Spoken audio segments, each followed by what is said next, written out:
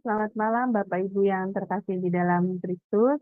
Selamat pagi bagi Bapak Ibu yang stay di Amerika dan selamat siang menjelang sore bagi Bapak Ibu yang stay di Jerman. Selamat bertemu kembali pada kelas pembelajaran firman Tuhan pada hari Kamis, tanggal 22 Agustus di Sema Adonai. Yang malam ini kita akan belajar tentang materi pastoral counseling ya Bapak Ibu dengan tema mengenal dan memahami stres. Dan yang jadi narasumbernya seperti biasa adalah Pak Pendeta Dr. Dedi Kurniawan MTH. Baik Bapak Ibu, sebelum kita memulai kelas pembelajaran kita, maka kita akan membukanya dengan berdoa terlebih dahulu. Mari kita berdoa Bapak Ibu. Bapa kami yang di surga, terima kasih dan puji syukur ya Bapak, karena pada malam ini kami sekali lagi diberi kesehatan dan juga kesempatan untuk kembali bisa belajar di kelas Madonna. Ya Bapak, biarlah kiranya Engkau selalu menuntun dan juga selalu menyertai kelas pembelajaran kami ini Bapak. Dan berkatilah saya ya Tuhan yang sebagai moderator pada malam ini dalam memimpin kelas ini. Mampukan saya untuk bisa melakukan tugas dan kewajiban saya dengan sebaik-baiknya. Dan juga berkati para operator yang bekerja di belakang layar ya Tuhan. Mampukan mereka juga bisa melakukan tugas dan pekerjaannya juga dengan lancar dan juga dengan baik. Dan berkati juga internet kami Tuhan dan perangkat-perangkat yang kami pakai untuk melive-kan acara kelas ini dan untuk belajar di dalam kelas ini. Berkatilah perangkatkan internet kami Tuhan sehingga semua bisa berjalan dengan lancar sehingga tidak ada kendala satupun dalam internet dan perangkat kami. Dan yang terutama berkatilah hamba-Mu yang akan menyampaikan kebenaran firman-Mu malam ini, yaitu Pak Pendeta Dedi. Urapi setiap perkataannya Tuhan dan berikan hikmat yang hanya daripada-Mu, sehingga Pak Dedi mampu menyampaikan kebenaran firman-Mu ini sesuai dengan kehendak hati-Mu Tuhan, dan memberikan kami pemahaman yang benar, dan kami juga dapat menangkapnya dengan baik. Dan juga berkati kami yang berada dalam kelas ini dan juga yang mendengarkan di live YouTube dan juga nanti yang akan mendengarkan di live Sunda. Buka hati dan pikiran kami Tuhan, terangi dengan Roh Kudus-Mu, sehingga dalam pembelajaran ini kami mampu menangkap apa yang disampaikan Pak Dedi dengan baik dan juga mendapatkan pemahaman yang benar sesuai dengan kehendak-Mu Tuhan.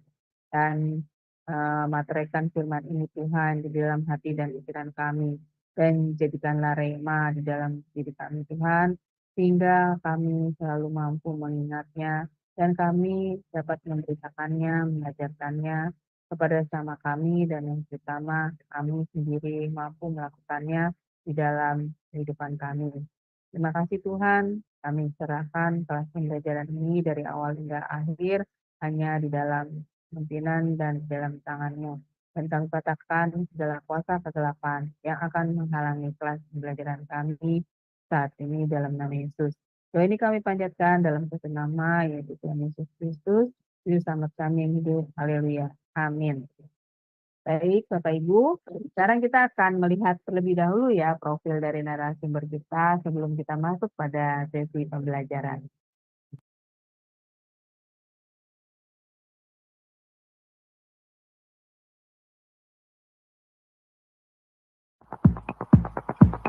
Salam semua, kembali lagi di Sema Adonai.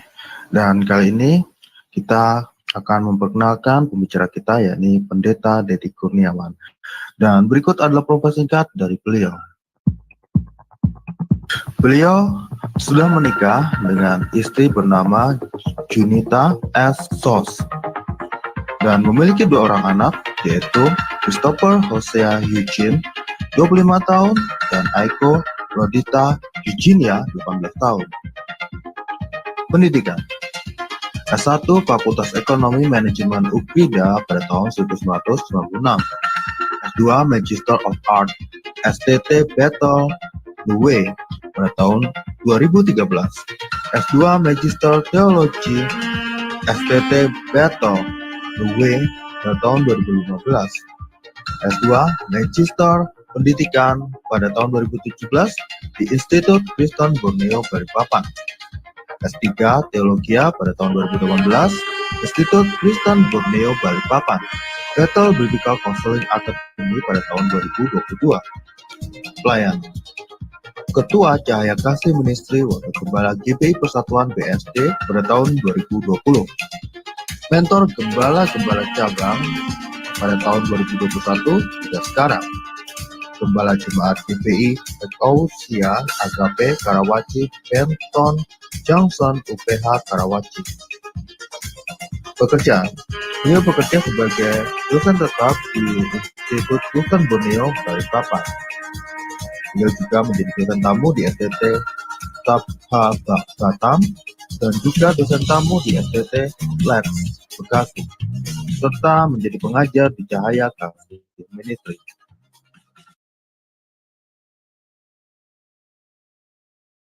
Ya, baik Bapak Ibu, tadi sekilas adalah profil dari narasumber kami ya, Pak Pendeta Dedi. Baik, saya akan menyapa terlebih dahulu narasumber kami. Shalom, selamat malam Pak Dedi. Selamat bertemu kembali Pak. Ya, selamat bertemu juga Bapak Ibu semua, selamat malam. Iya, kabarnya semoga selalu sehat dan luar biasa ya Pak. Amin. Ya. Baik.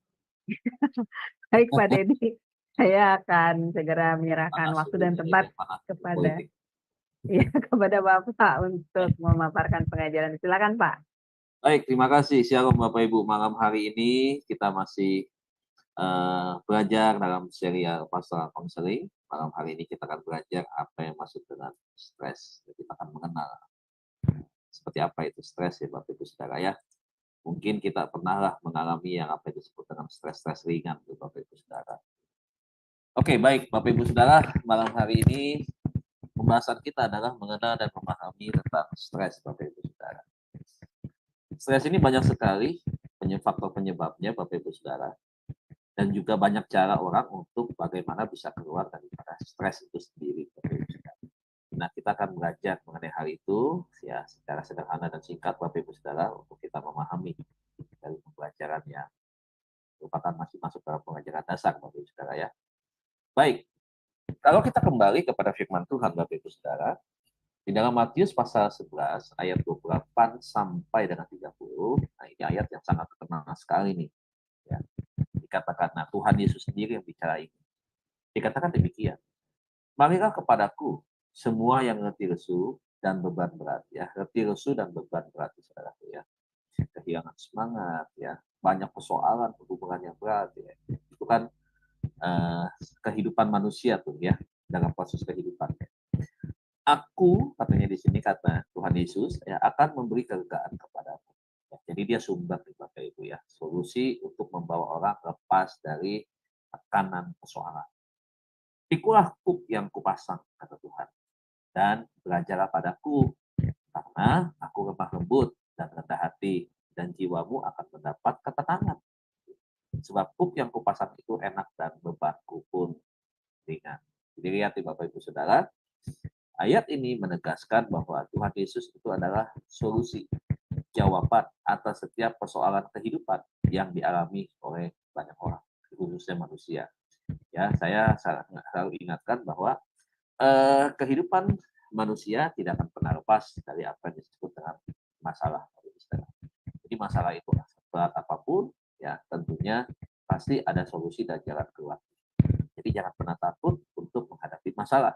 Kenapa? Karena kita punya solusinya, yaitu siapa? Ada pribadi yang menjamin bahwa kita akan bebas dari masalah, yaitu Tuhan Yesus. Kemudian Bapak Ibu di kitab Yesaya juga kita lihat ya, Yesaya 40:31, firman-Nya juga menulis ya dan berkata demikian. Tetapi orang-orang yang menanti-nantikan Tuhan mendapat kekuatan yang baru, Saudara. Mereka seumpama jawari yang naik terbang dengan kekuatan sayapnya. Mereka berlari dan tidak menjadi lesu. Mereka berjalan dan tidak menjadi lelah. Ini berbicara tentang satu kekuatan yang didapatkan Bapak Ibu Saudara dari mana? Dari Tuhan. Nah, kekuatan ini adalah kekuatan ekstra, ya, kekuatan yang membuat orang yang tadinya lemah menemukan begitu kekuatannya begitu, dan akhirnya dengan kekuatannya itu ya, kalau diibaratkan Raja Wali, dia terbangnya semakin tinggi karena sayap yang begitu kuat. Ya, kemudian bukan cuma sayap di situ, dia menemukan satu semangat gairah hidup yang baru, Bapak Ibu Saudara, sehingga dia mau untuk terbang. Ya. Nah kan kalau orang punya masalah kan kadang-kadang kan tertekan kepada satu persoalan yang akhirnya membuat dia tidak bergairah begitu ya, menyebabkan dia merasa kehilangan semangat juangnya begitu. Nah seperti itu. Nah Tuhan katakan lagi-lagi. Jadi dua ayat ini mempertegas kita bahwa masalah itu kita tidak perlu lari dari masalah, nggak perlu takut dengan masalah. Justru ketika kita punya masalah, datanglah kepada Tuhan. Kalau saya kaitkan dengan Matius pasal 7, Bapak Ibu Saudara, ya di sana dikatakan bahwa ketoklah pintu, ya, maka dia akan apa? Bukakan pintu buat kita. Tapi sebelum itu dikatakan carilah Tuhan, begitu. Nah, berarti Bapak Ibu Saudara, penekanan ya di dalam pembelajaran pastoral konseling ini adalah Tuhan Yesus itu yang menjadi fokus utamanya. Aktor utamanya itu Tuhan Yesus begitu. Nah, oke Bapak Ibu Saudara, kita lanjutkan kepada slide berikutnya ya. Nah, Bapak Ibu ada begitu banyak sekali pengertian stres ya Bapak Ibu ya. Nah, itu pengertiannya itu kurang lebih artinya hampir sama, tetapi memang apa namanya beberapa hal di sini disampaikan dalam perspektif yang berbeda tentunya Bapak Ibu Saudara ya. Nah, begini. Yang pertama dikatakan stres adalah tuntutan eksternal karena ada tuntutan atau ada faktor dari luar yang mengenai seseorang, misalnya objek ya dalam lingkungan atau suatu stimulus atau rangsangan ya yang muncul yang secara objektif adalah berbahaya. Nah, stres juga bisa diartikan sebagai tekanan, ketegangan, gangguan yang tidak menyenangkan yang berasal dari luar diri seseorang. Ini kata Charles de Speijberger ya, saudara ya, dia mengatakan demikian. Ini orang-orang psikologi nih, Bapak Ibu Saudara. Nah, jadi stres itu disebabkan juga karena bisa karena orang lain, begitu ya. Nggak usah aneh kalau hari-hari ini Bapak Ibu mungkin pernah menemukan ada orang yang nyebelin banget dah begitu ya. Dan ada orang yang betul-betul bisa banget begitu ya menjatuhkan orang lain dengan cerita-cerita yang nggak benar begitu, yang ditambah-tambahin begitu ya, ditambahin bumbu-bumbu seperti ini begitu. Jadi seakan-akan ada satu kebenaran gitu. Nah, sehingga apa yang menyebabkan ada objeknya, ada orangnya yang menjadi korban di sini. Nah, itu menurut Charles ya. Nah, kemudian pengertian yang kedua, apa itu stres? Katakan stres adalah kondisi organik seseorang pada saat dia menyadari bahwa keberadaan atau integritas diri dalam keadaan bahaya. Dan dia harus meningkatkan seluruh energi untuk melindungi diri. Jadi lebih kepada satu sikap bertahan Bapak Ibu di sini. Nah, itu berarti ada apa? Yaitu tadi ada serangan, ada musuh, ada tantangan yang harus dihadapi begitu. Yang berikutnya dikatakan stres sebagai reaksi-reaksi fisiologis dan psikologis yang terjadi jika orang mempersepsi suatu ketidakseimbangan antara tingkat tuntutan yang dibebankan kepadanya dan kemampuannya untuk memenuhi tuntutan itu. Ini berkaitan dengan apa sih? Berkaitan dengan misalkan tanggung jawab ya, berkaitan juga dengan satu tugas yang diberikan kepada seseorang begitu. Nah itu bisa muncul. Nah ini katakan uang ya. Nah ini kebanyakan terjadi Bapak Ibu Saudara ya dalam orang-orang yang berkaitan dengan organisasi. Nah, kemudian stres yang keempat adalah reaksi non-spesifik manusia terhadap rangsangan atau tekanan. Karena adanya rangsangan stresor atau stimulus, Bapak Ibu Saudara ya. Nah, stres merupakan suatu reaksi adaptif atau penyesuaian diri di sini yang bersifat sangat individual. Karena biasanya orang yang stres itu kan lebih kepada individu, Bapak Ibu ya, kepada pribadi personnya ya, gitu ya. Sehingga suatu stres bagi seseorang belum tentu sama tanggapannya bagi orang lain. Nah, ini menurut anggota IKAPI, Bapak Ibu ya, pengertian tentang stres. Nah, jadi kita lihat di Bapak Ibu, pengertian stres ada kurang lebih 4 yang saya tampilkan di dalam pembelajaran kita malam hari ini. Slide berikutnya, Bapak Ibu Saudara. Kita akan masuk di dalam apa itu jenis-jenis stres ya. Baik. Di dalam jenis-jenis stres Bapak Ibu, secara umum stres dibagi menjadi dua. Ya, bagi dua, yang pertama yang disebut dengan stres akut ya. Stres yang dikenal juga dengan istilah fight or flight ya, respon. Nah, stres akut adalah respon tubuh terhadap ancaman tertentu, tantangan atau ketakutan. Nah, respon stres akut yang segera dan intensif di beberapa keadaan dapat menimbulkan gemetaran ya. Nah, ini berbicara tentang satu stres Bapak Ibu yang mempengaruhi fisik daripada seseorang Bapak Ibu ya. Jadi menimbulkan reaksi ya, karena adanya satu ketakutan yang di luar ketakutan yang biasa Bapak Ibu Saudara. Nah, ini masuk di dalam yang dimaksud dengan stres akut. Nah, kemudian Bapak Ibu Saudara, kita masuk yang ke B yang disebut dengan stres kronis. Nah, apa itu yang dimaksud dengan stres kronis? Jadi yang akut, yang sekarang adalah yang kedua adalah stres kronis. Nah, stres kronis adalah stres yang lebih sulit dipisahkan atau diatasi, ya, menurut hasil penelitian dan teori ini ya Bapak Ibu Saudara ya. Tapi saya yakin Bapak Ibu, sulit atau tidak sulit ya, kalau kita melihat dari iman Kristen, semuanya tidak ada yang sulit, semuanya mudah diatasi. Kenapa? Karena kita percaya bahwa kuasa Tuhan jauh lebih besar ya dari sekedar persoalan yang dihadapi oleh manusia. Nah, di sini peran Tuhan dan konselor itu sangat penting. Dan efeknya lebih panjang dan lebih. Nah, menurut Prioto, menurut gejalanya, stres dibagi menjadi 3, yaitu apa saja. Jadi di dalam stres kronis ini, Bapak Ibu, itu ada 3 bagian ya. Ada 3 bagian yang disebut dengan 3 stres, jenis stres ya. Nah, saya mungkin sebelum saya sampaikan begini Bapak Ibu, mungkin ada pertanyaan. Pertanyaannya begini, ada orang mungkin bertanya atau bertanya-tanya dalam pikirannya, apa sih yang maksud perbedaan dengan stres dan depresi begitu ya Bapak Ibu Saudara. Stres dan depresi itu cirinya kurang lebih hampir sama Bapak Ibu. Cuman tingkat kelamaannya, waktunya itu lebih panjang kalau depresi. Kalau stres mungkin dalam hitungan yang tidak terlalu lama, jangka tekanannya atau sesuatu yang dialami oleh orang tersebut sifatnya mungkin lebih pendek waktunya. Mungkin orang bisa saja stres dalam 1 hari, 2 hari, 3 hari begitu ya. Tapi kalau depresi itu lebih daripada berbulan-bulan, Bapak Ibu. Bahkan bisa sampai 6 bulan. Nah, itu sangat udah lebih parah Bapak Ibu ya. Kalau tingkat udah masuk kepada depresi begitu ya. Nah, stres itu bisa muncul ya karena itu masalah-masalah yang tidak ditangani dengan baik. Sehingga akan mengakibatkan satu keadaan seorang tersebut mengalami satu tekanan kejiwaan yang sangat kuat, sangat hebat, dan itu berefek kepada banyak hal. Bisa bergantung kepada efek makan, efek bersosialisasi, efek juga kepada perilaku, itu bisa mempengaruhi Bapak Ibu Saudara. Sehingga ketika orang mengalami stres, harus segera diatasi atau ditangani begitu. Sebab kalau tidak ditangani dia akan berkepanjangan begitu ya. Tadi masuk dalam stres akut begitu tuh. Sudah cukup parah waktunya begitu. Sudah memberikan satu keadaan tekanan jiwa yang itu tadi lebih dari atas batas-batas normal ya. Ketakutan-ketakutan yang tidak wajar itu bisa muncul seperti itu. Nah, Bapak Ibu sekarang kita lihat yang dimaksud dengan stres ringan di dalam stres kronis ya. Nah, apa yang dimaksud dengan stres ringan itu? Nah, biasanya sih Bapak Ibu stres ringan ini biasa kita alami nih Bapak Ibu ya. Khusus daerah Jakarta nih. Saya orang yang tinggal di Tangerang Selatan walaupun saya orang Jakarta asli. Bapak Ibu kalau kami ke Jakarta di waktu-waktu antara Senin sampai dengan Jumat, kalau ada acara begitu ya, bahkan kalau saya ngajar ke Tanjung Duren Bapak Ibu Saudara, saya sudah prepare waktu itu kalau mengajar jam 8, jam 6 pagi saya sudah harus jalan.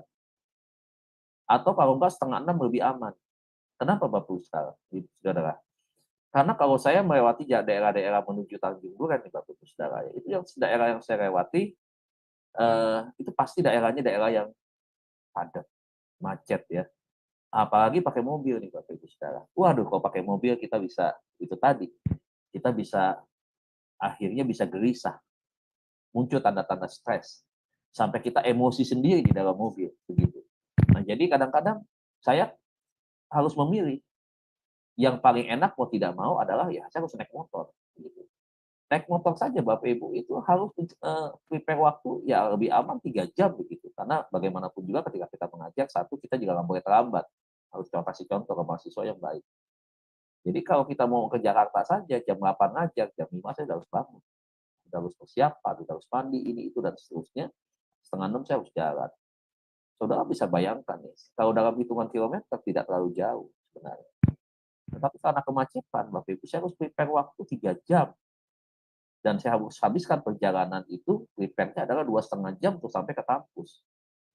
Nah, ini bisa memunculkan stres. Kenapa? Walaupun naik motor, juga Bapak Ibu sekarang naik motor juga nggak bergerak, Bapak Ibu. Macet juga sama, begitu. Karena sering banyak ya motor. Nah, itu stres ringan, Bapak Ibu. Yang seringkali kita hadapi di dalam kehidupan kita sehari-hari nih, yang ada di sekitar kita, begitu. Nah, oke, kita lihat penjelasannya ya Bapak Ibu, stres ringan ya. Jadi kalau dikatakan lu stres ya begitu ya. Ya memang kita stres Bapak Ibu, tapi stresnya tentunya stres yang ringan, bukan stres yang berat begitu ya. Karena kita jujur aja Bapak Ibu, eh, kita nggak ada apa-apa tiba-tiba bisa muncul rasa stres seperti itu. Ya karena apa? Karena mau meeting, waktunya udah dekat dan seterusnya. Stres ringan adalah stresor yang dihadapi setiap orang secara teratur, Bapak Ibu Saudara. Kalau teratur ini berkaitan dengan aktivitas yang setiap hari dilakukan itu terus ya. Berangkat kerja dari Tangsel ke Jakarta misalkan setiap hari. Nah, kemudian aktivitas lain seperti banyaknya tidur, ya banyak tidur, kemudian kemacetan lalu lintas, kemudian kritikan dari atasan, ya kalau orang yang bekerja kan selalu dapat kritikan ya, kadang-kadang juga masukan begitu ya. Kadang bukan hanya dari atasan, kadang juga dari teman.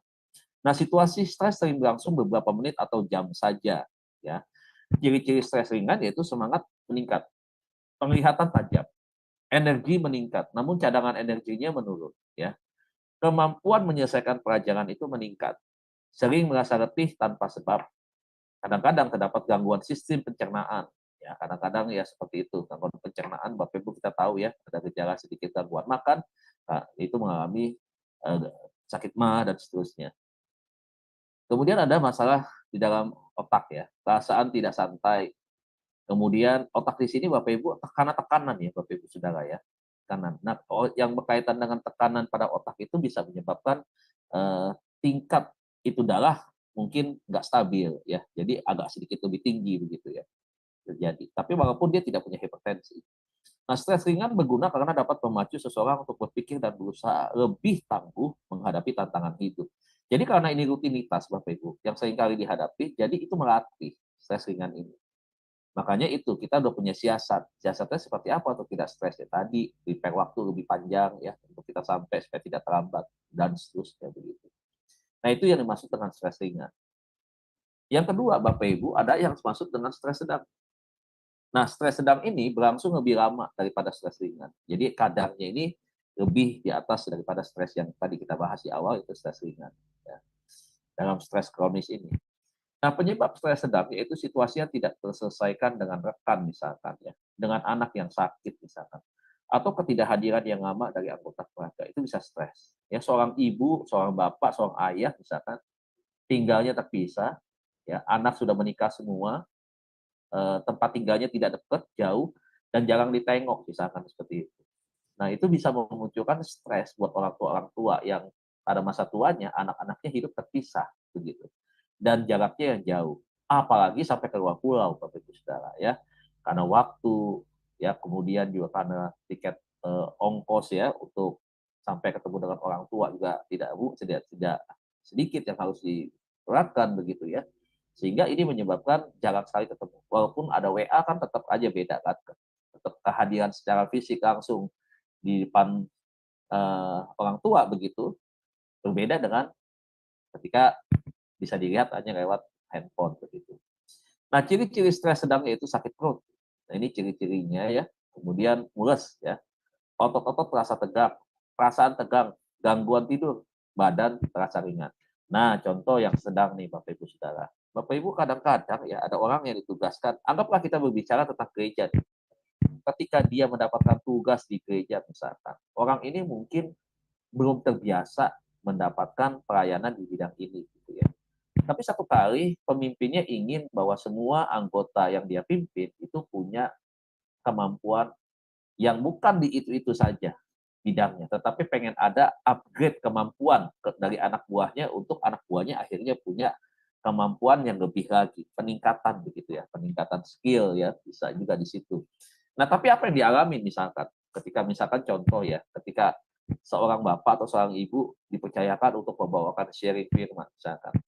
Kan ini banyak sekali nih Bapak Ibu ya. Karena berdasarkan hasil penelitian, kenapa orang tingkat stres yang paling tinggi, yang paling ditakutin orang yang pertama itu adalah ketika dia berbicara di depan umum. Itu paling tinggi. Yang kedua, berdiri di tempat yang tinggi ya. Ketakutan seperti itu. Fobia, ya, fobia ketinggian. Tapi yang paling banyak pertama itu adalah orang untuk berbicara di depan umum. Nah, waktu misalkan orang ini kita tunjuk, si Bapak A atau si Ibu B misalkan, ketika ditunjuk ini dia ketakutan. Kenapa? Karena dia merasa saya nggak terbiasa. Saya ini merasa bahwa nggak punya kemampuan tentang itu. Apalagi harus bicara di depan di situ ada diaken-diaken misalkan, ada penatua di situ misalkan, ada wakil gembala di situ misalkan. Nah, itu menyebabkan orang ini jadi stres. Nah, stresnya itu bisa muncul tuh, misalkan pada hari H dia bisa bolak-balik ke toilet begitu ya, padahal tidak membuang air kecil misalkan begitu ya. Tapi dia udah ketakutan menjelang jam makin berjalan, makin berjalan, makin berjalan, makin waktu sharing nih. Ayo mari Bapak Ibu kita persiapkan hati untuk dengar firman Tuhan. Nah, waktu dengar kata seperti itu tuh udah mulai ketakutan, keringat dingin, Bapak Ibu jantung berdegup keras begitu ya. Tiba-tiba seperti tenggorokan kering begitu ya, seperti panas dalam begitu. Seperti orang ya ada apa namanya? Itu tadi sakit tenggorokan begitu. Nah, tiba-tiba apa yang terjadi Bapak Ibu Saudara? Nah, itu tadi akhirnya eee, degup jantung menjadi lebih kencang begitu ya, akhirnya ke toilet berkali-kali begitu. Nah, waktu berdoa juga dengan suara gemetaran begitu. Nah, itu orang sedang mengalami stres yang maksud dengan stres sedap Bapak Ibu Saudara ya. Nah, tadi gemetaran-gemetaran begitu ya, kadang-kadang kepala jadi sampai sakit begitu. Banyak Bapak Ibu yang bisa muncul efeknya karena mengalami stres seperti itu. Nah, itu stres sedap. Yang berikutnya Bapak Ibu, yang ketiga dalam stres kronis ini adalah stres berat. Nah, stres berat itu apa? Nah, stres berat adalah situasi yang lama dirasakan oleh seseorang, dapat berlangsung beberapa minggu sampai beberapa bulan. Jadi dikenali nih Bapak Ibu Saudara ya, stres berat itu arahnya menuju kepada depresi. Jadi kalau sudah lewat berminggu-minggu, apalagi sudah masuk kategori bulan Bapak Ibu, orang itu sudah mengarah kepada depresi. Gitu ya. Nah, apa penyebabnya? Nah, seperti misalkan perselisihan perkawinan ya, secara terus-menerus ya, Bapak Ibu ya. Ini biasa nih kasus-kasus dalam rumah tangga bisa bermunculan begitu ya. Nggak terbayangkan pada waktu sebelum menikah, bahkan pada awal-awal menikah begitu.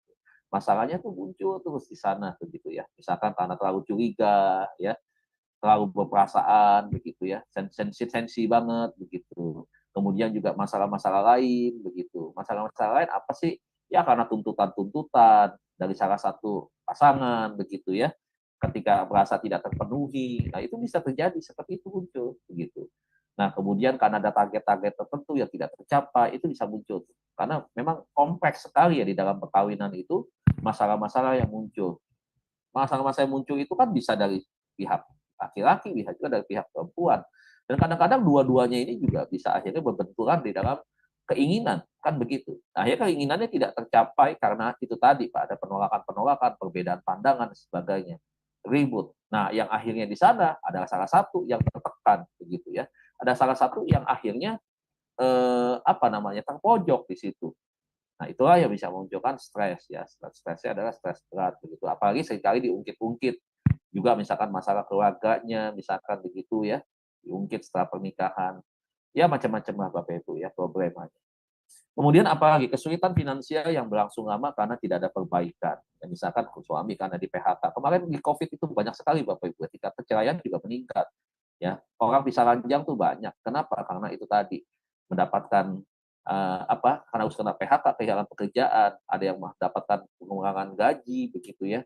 Kemudian setelah di PHK sulit cari pekerjaan, kemudian ada yang harus tinggalkan Jakarta menuju pulang kampung ke kampungnya mencari pekerjaan yang baru di sana dan belum menemukan pekerjaan. Nah, itu masalah tuh Bapak Ibu yang menyebabkan masalahnya ini nggak bisa terselesaikan dalam waktu yang dalam hitungan minggu misalkan begitu.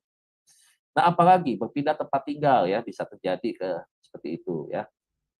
Lingkungannya tidak nyaman misalkan ya. Beberapa waktu yang lalu ada orang yang bekerja itu ingin pindah ke satu daerah, daerah yang cukup terpencil begitu, ditugaskan di sana dalam jangka waktu bukan sebulan 2 bulan, tetapi sekian tahun begitu ya. Tapi apa yang terjadi? Ya karena memang sudah harus ditugaskan akhirnya harus pergi ke sana begitu ya, terutama misalkan ke daerah-daerah perkebunan sawit, misalkan seperti itu. Dan itu bisa terjadi tuh Bapak Ibu ya. Kemudian penyakit kronis bisa terjadi. Muncul penyakit yang memang sudah dihidap lama tetapi tidak sembuh-sembuh. Nah, itu berkepanjangan tuh stresnya. Dan termasuk perubahan fisik ya, karena perubahan fisik itu adalah muncul karena akibat dari penyakit itu. Ada dua, memang karena penyakit itu yang menggerogoti fisiknya, misalkan karena sakit pencernaan begitu ya, kemudian sakit-sakit penyakit bagian-bagian dalam begitu ya, yang bagian-bagian tertentu yang sehingga menyebabkan fisik itu mengalami perubahan begitu ya. Nah, sehingga akhirnya muncul stres, mengarah kepada gangguan kepribadian. Gangguan kepribadiannya apa? Karena takut mati dan seterusnya. Masalah nih begitu. Jadi selama penyakit kronis itu dialami dalam kesehariannya, kehidupannya itu tadi penuh dengan tekanan, tegang terus begitu Bapak Ibu Saudara.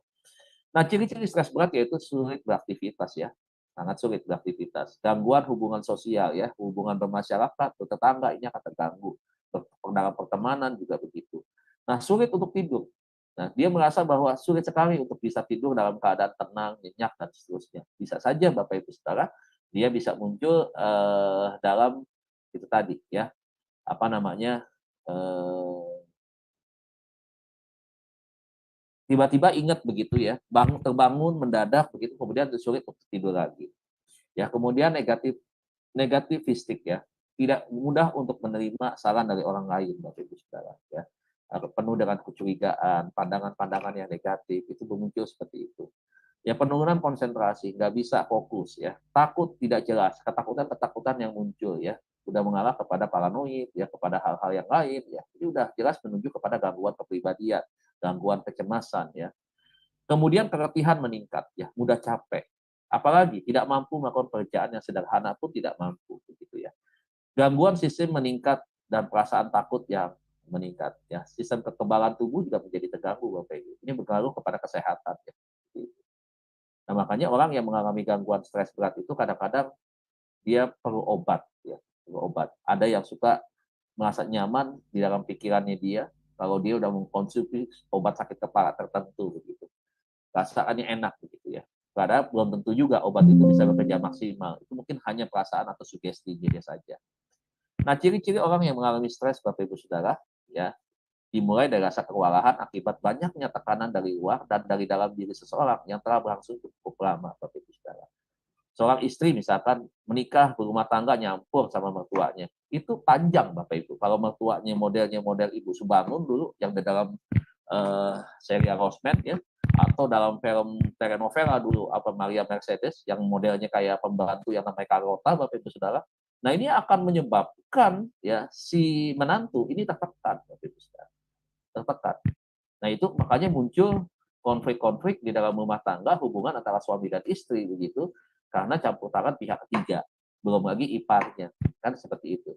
Makanya nih Bapak Ibu, saya kalau di dalam BPN sih ya, bimbingan pranikah, saya juga sarankan sebaiknya belajar untuk mandiri. Jangan tergantung kepada orang tua. Jangan nanti menikah bawa istrimu dari orang luar masuk ke dalam dan kemudian belum tentu cocok didikan si ini, si istrimu dari orang tuanya dengan didikan si mamahmu ini dalam keluargamu. Belum tentu cocok begitu. Mungkin seminggu, 2 minggu, sebulan, 2 bulan mungkin is okay. Karena itu masa observasi. Masa observasi adalah masa mengamati si mertua ini kepada si menantunya. Tapi lama-lama jadi masalah. Walaupun tidak mutlak 100% itu terjadi. Tetapi itu cukup besar Bapak Ibu terjadi karena faktor orang ketiga. Itu bukan karena faktor perselingkuhan, tetapi karena faktor itu tadi. Ya, faktor keluarga. Nah, itu bisa terjadi. Nah, sehingga apa yang terjadi? Istrinya stres, Bapak Ibu Saudara. Nah, itu. Ya kan ada kan tipe laki-laki yang memang hidupnya anak mami banget, walaupun udah menikah, umur sudah 30-an, apalagi umur sampai 40-an, bahkan yang umur 50-an ini masih anak mami. Begitu. Masih maminya banget gitu. Bahkan peran dia kepada maminya jauh lebih di peran dia suami lebih banyak bertanya atau lebih dekat dengan maminya dibandingkan dengan istrinya. Persoalan nih Bapak Ibu Saudara, persoalan. Jadi kadang-kadang secara tidak langsung ya, mungkin kalau dengan pakai bahasa sederhana, si perempuan tersakiti begitu kan.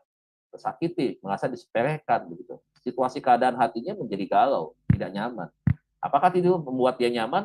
Tidak. Apakah itu tidak menimbulkan dia stres? Stres di rumah itu. Begitu. Apalagi nggak bisa pelarian ya kemana-mana nggak bisa ya. Bahkan kadang-kadang ada sepertinya ini anak si menantu ini, jadi seakan-akan perannya sama seperti mohon maaf pembantu di rumah itu. Nah, itu Bapak Ibu ya. Nah, stres bisa mendorong Anda untuk semakin bersemangat menghadapi tantangan, tapi juga bisa mematahkan semangat. Nah, itu Bapak Ibu ya.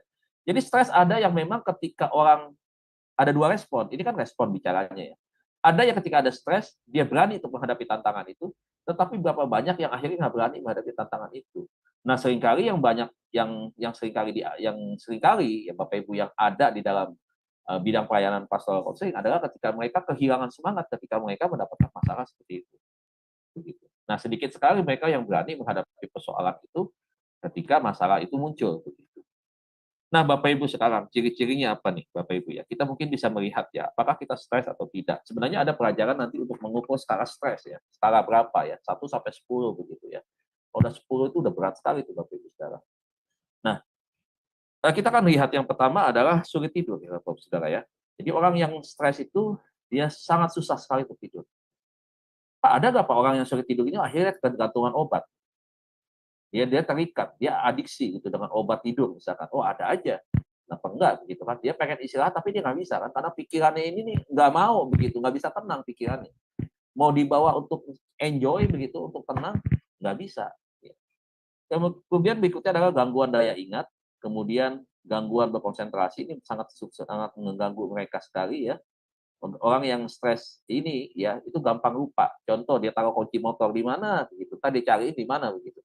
Bahkan kadang-kadang kacamata aja nih Bapak Ibu Saudara. Kalau pakai kacamata kan suka ditaruh di atas kepala kan begitu. Dia suka lupa tuh dicari mana kacamatanya, dicari-cari di dompet, dicari-cari di tas, padahal ada atas kepalanya gitu. Nah, perubahan pola makan. Nah, orang stres punya perubahan dua pola makan, Bapak Ibu Saudara. Pola makan pertama, ada orang yang stres memang tidak mau makan. Sehingga itu tadi ada perubahan fisik. Kurus, mata masuk ke dalam, hitam pinggiran matanya. Kenapa pinggiran matanya hitam? Itu tadi karena faktor sulit tidur, begitu ya. Terus kenapa apalagi? Itu tadi, mohon maaf ya Bapak Ibu ya, aroma tubuh kadang-kadang juga kurang kurang enak ya, kurang nyaman ya, karena memang itu tadi malas mandi, malas gosok gigi dan seterusnya bisa terjadi.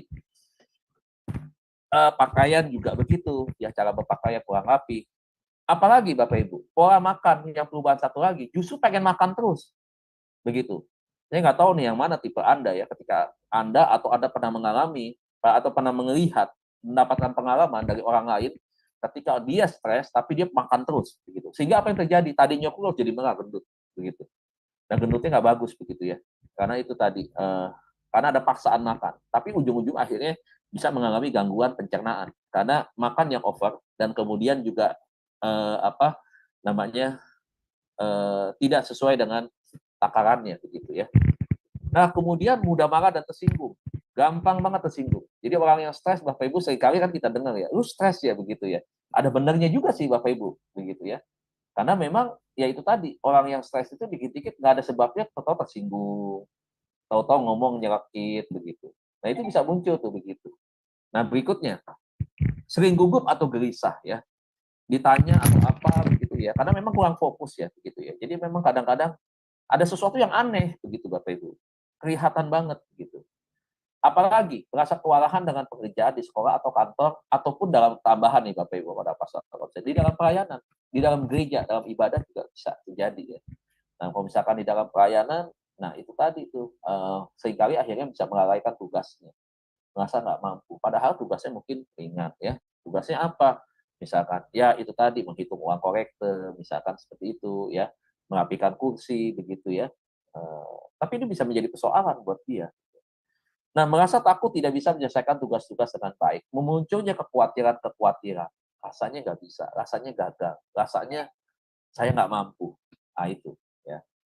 Kemudian apa yang terjadi? Ya, bisa munculnya, seringkali munculnya mimisan, Bapak Ibu ya, seperti itu ya. Ada pembuluh-pembuluh darah yang katanya sih ya, itu mengalami ketegangan sampai akhirnya memunculkan luka ya, darah ya, pecahan-pecahan daripada pembuluh darah itu.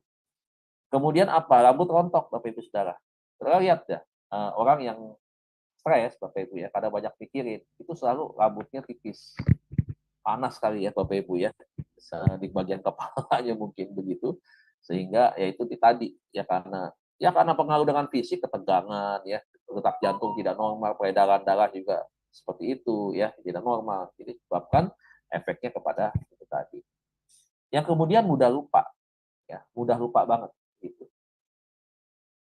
Bahwa kerja ya semua rapi, dompetnya ditinggal begitu ya. Apa aja ada aja yang ketinggalan. Ya. Kemudian tekanan itu ya dari dalam ya ada rasa mual yang kuat sehingga akhirnya memunculkan muntah begitu ya reaksinya. Kemudian kekebalan tubuh atau imun akan turun. Bapak Ibu kemarin lihat nih, 4 tahun yang lalu waktu COVID Bapak Ibu, orang mati karena kenapa? Imunnya turun. Karena apa tuh? Karena stres, ketakutan, depresi, karena nggak ada obatnya kata virus ini. Dan kalau kena pasti yang udah punya penyakit komorbid pasti innalillahi begitu mati. Kan takut yang lain semua begitu kan. Terus penyakit ini bisa menularkan dalam waktu yang cepat. Ada sekeluarga meninggal, yang bertahan hanya anaknya satu, anaknya tiba-tiba kehilangan semua anggota keluarganya, orang tuanya tinggalan, sampai sebatang kara begitu kan. Nah, berita-berita itu didengar. Nah, ini akhirnya orang stres, nggak bisa tidur begitu. Ya, itu dia. Udah stres, imunnya menurun, nah virusnya ini masuk. Ya udah, seperti itu. Nah, Bapak Ibu saya cepat, dampak stres itu ya. Nah, stres pada dosis yang kecil dapat berdampak positif bagi individu. Hal ini dapat memotivasi, memberikan semangat untuk menghadapi tantangan. Sedangkan stres pada level tinggi dapat menyebabkan depresi. Nah, ini yang dilihat di Bapak Ibu ya. Kalau udah level tinggi masuknya kepada depresi. Kemudian apa? Nih yang paling kita takutin. Ternyata Bapak Ibu penyakit jantung itu bukan karena disebabkan hanya karena makanan. Bukan, ternyata karena masalah tekanan psikologis, karena depresi. Jadi hati-hati, kenapa makanya harus dibereskan ini. Kan selalu saya bilang bahwa manusia kan trikotomi, roh, tubuh, jiwa, dan roh. Yang selalu saya bilang di dalam pelayanan pastoral konseling ini, kita disarankan untuk kita jaga kesehatan fisik. Makan makanan yang bergizi, olahraga, ya begitu ya. Kemudian banyak jalan begitu ya. Berapa berat badan yang ideal, dan seterusnya lah begitu. Supaya kita tidak sakit secara fisik. Kemudian apa? Secara jiwa kita harus sehat, begitu. Nah, secara jiwa itu apa sih? Kan kalau bicara soal jiwa, pikiran, perasaan, dan kehendak. Tidak ada tekanan-tekanan, tidak ada stres. Nah, ini.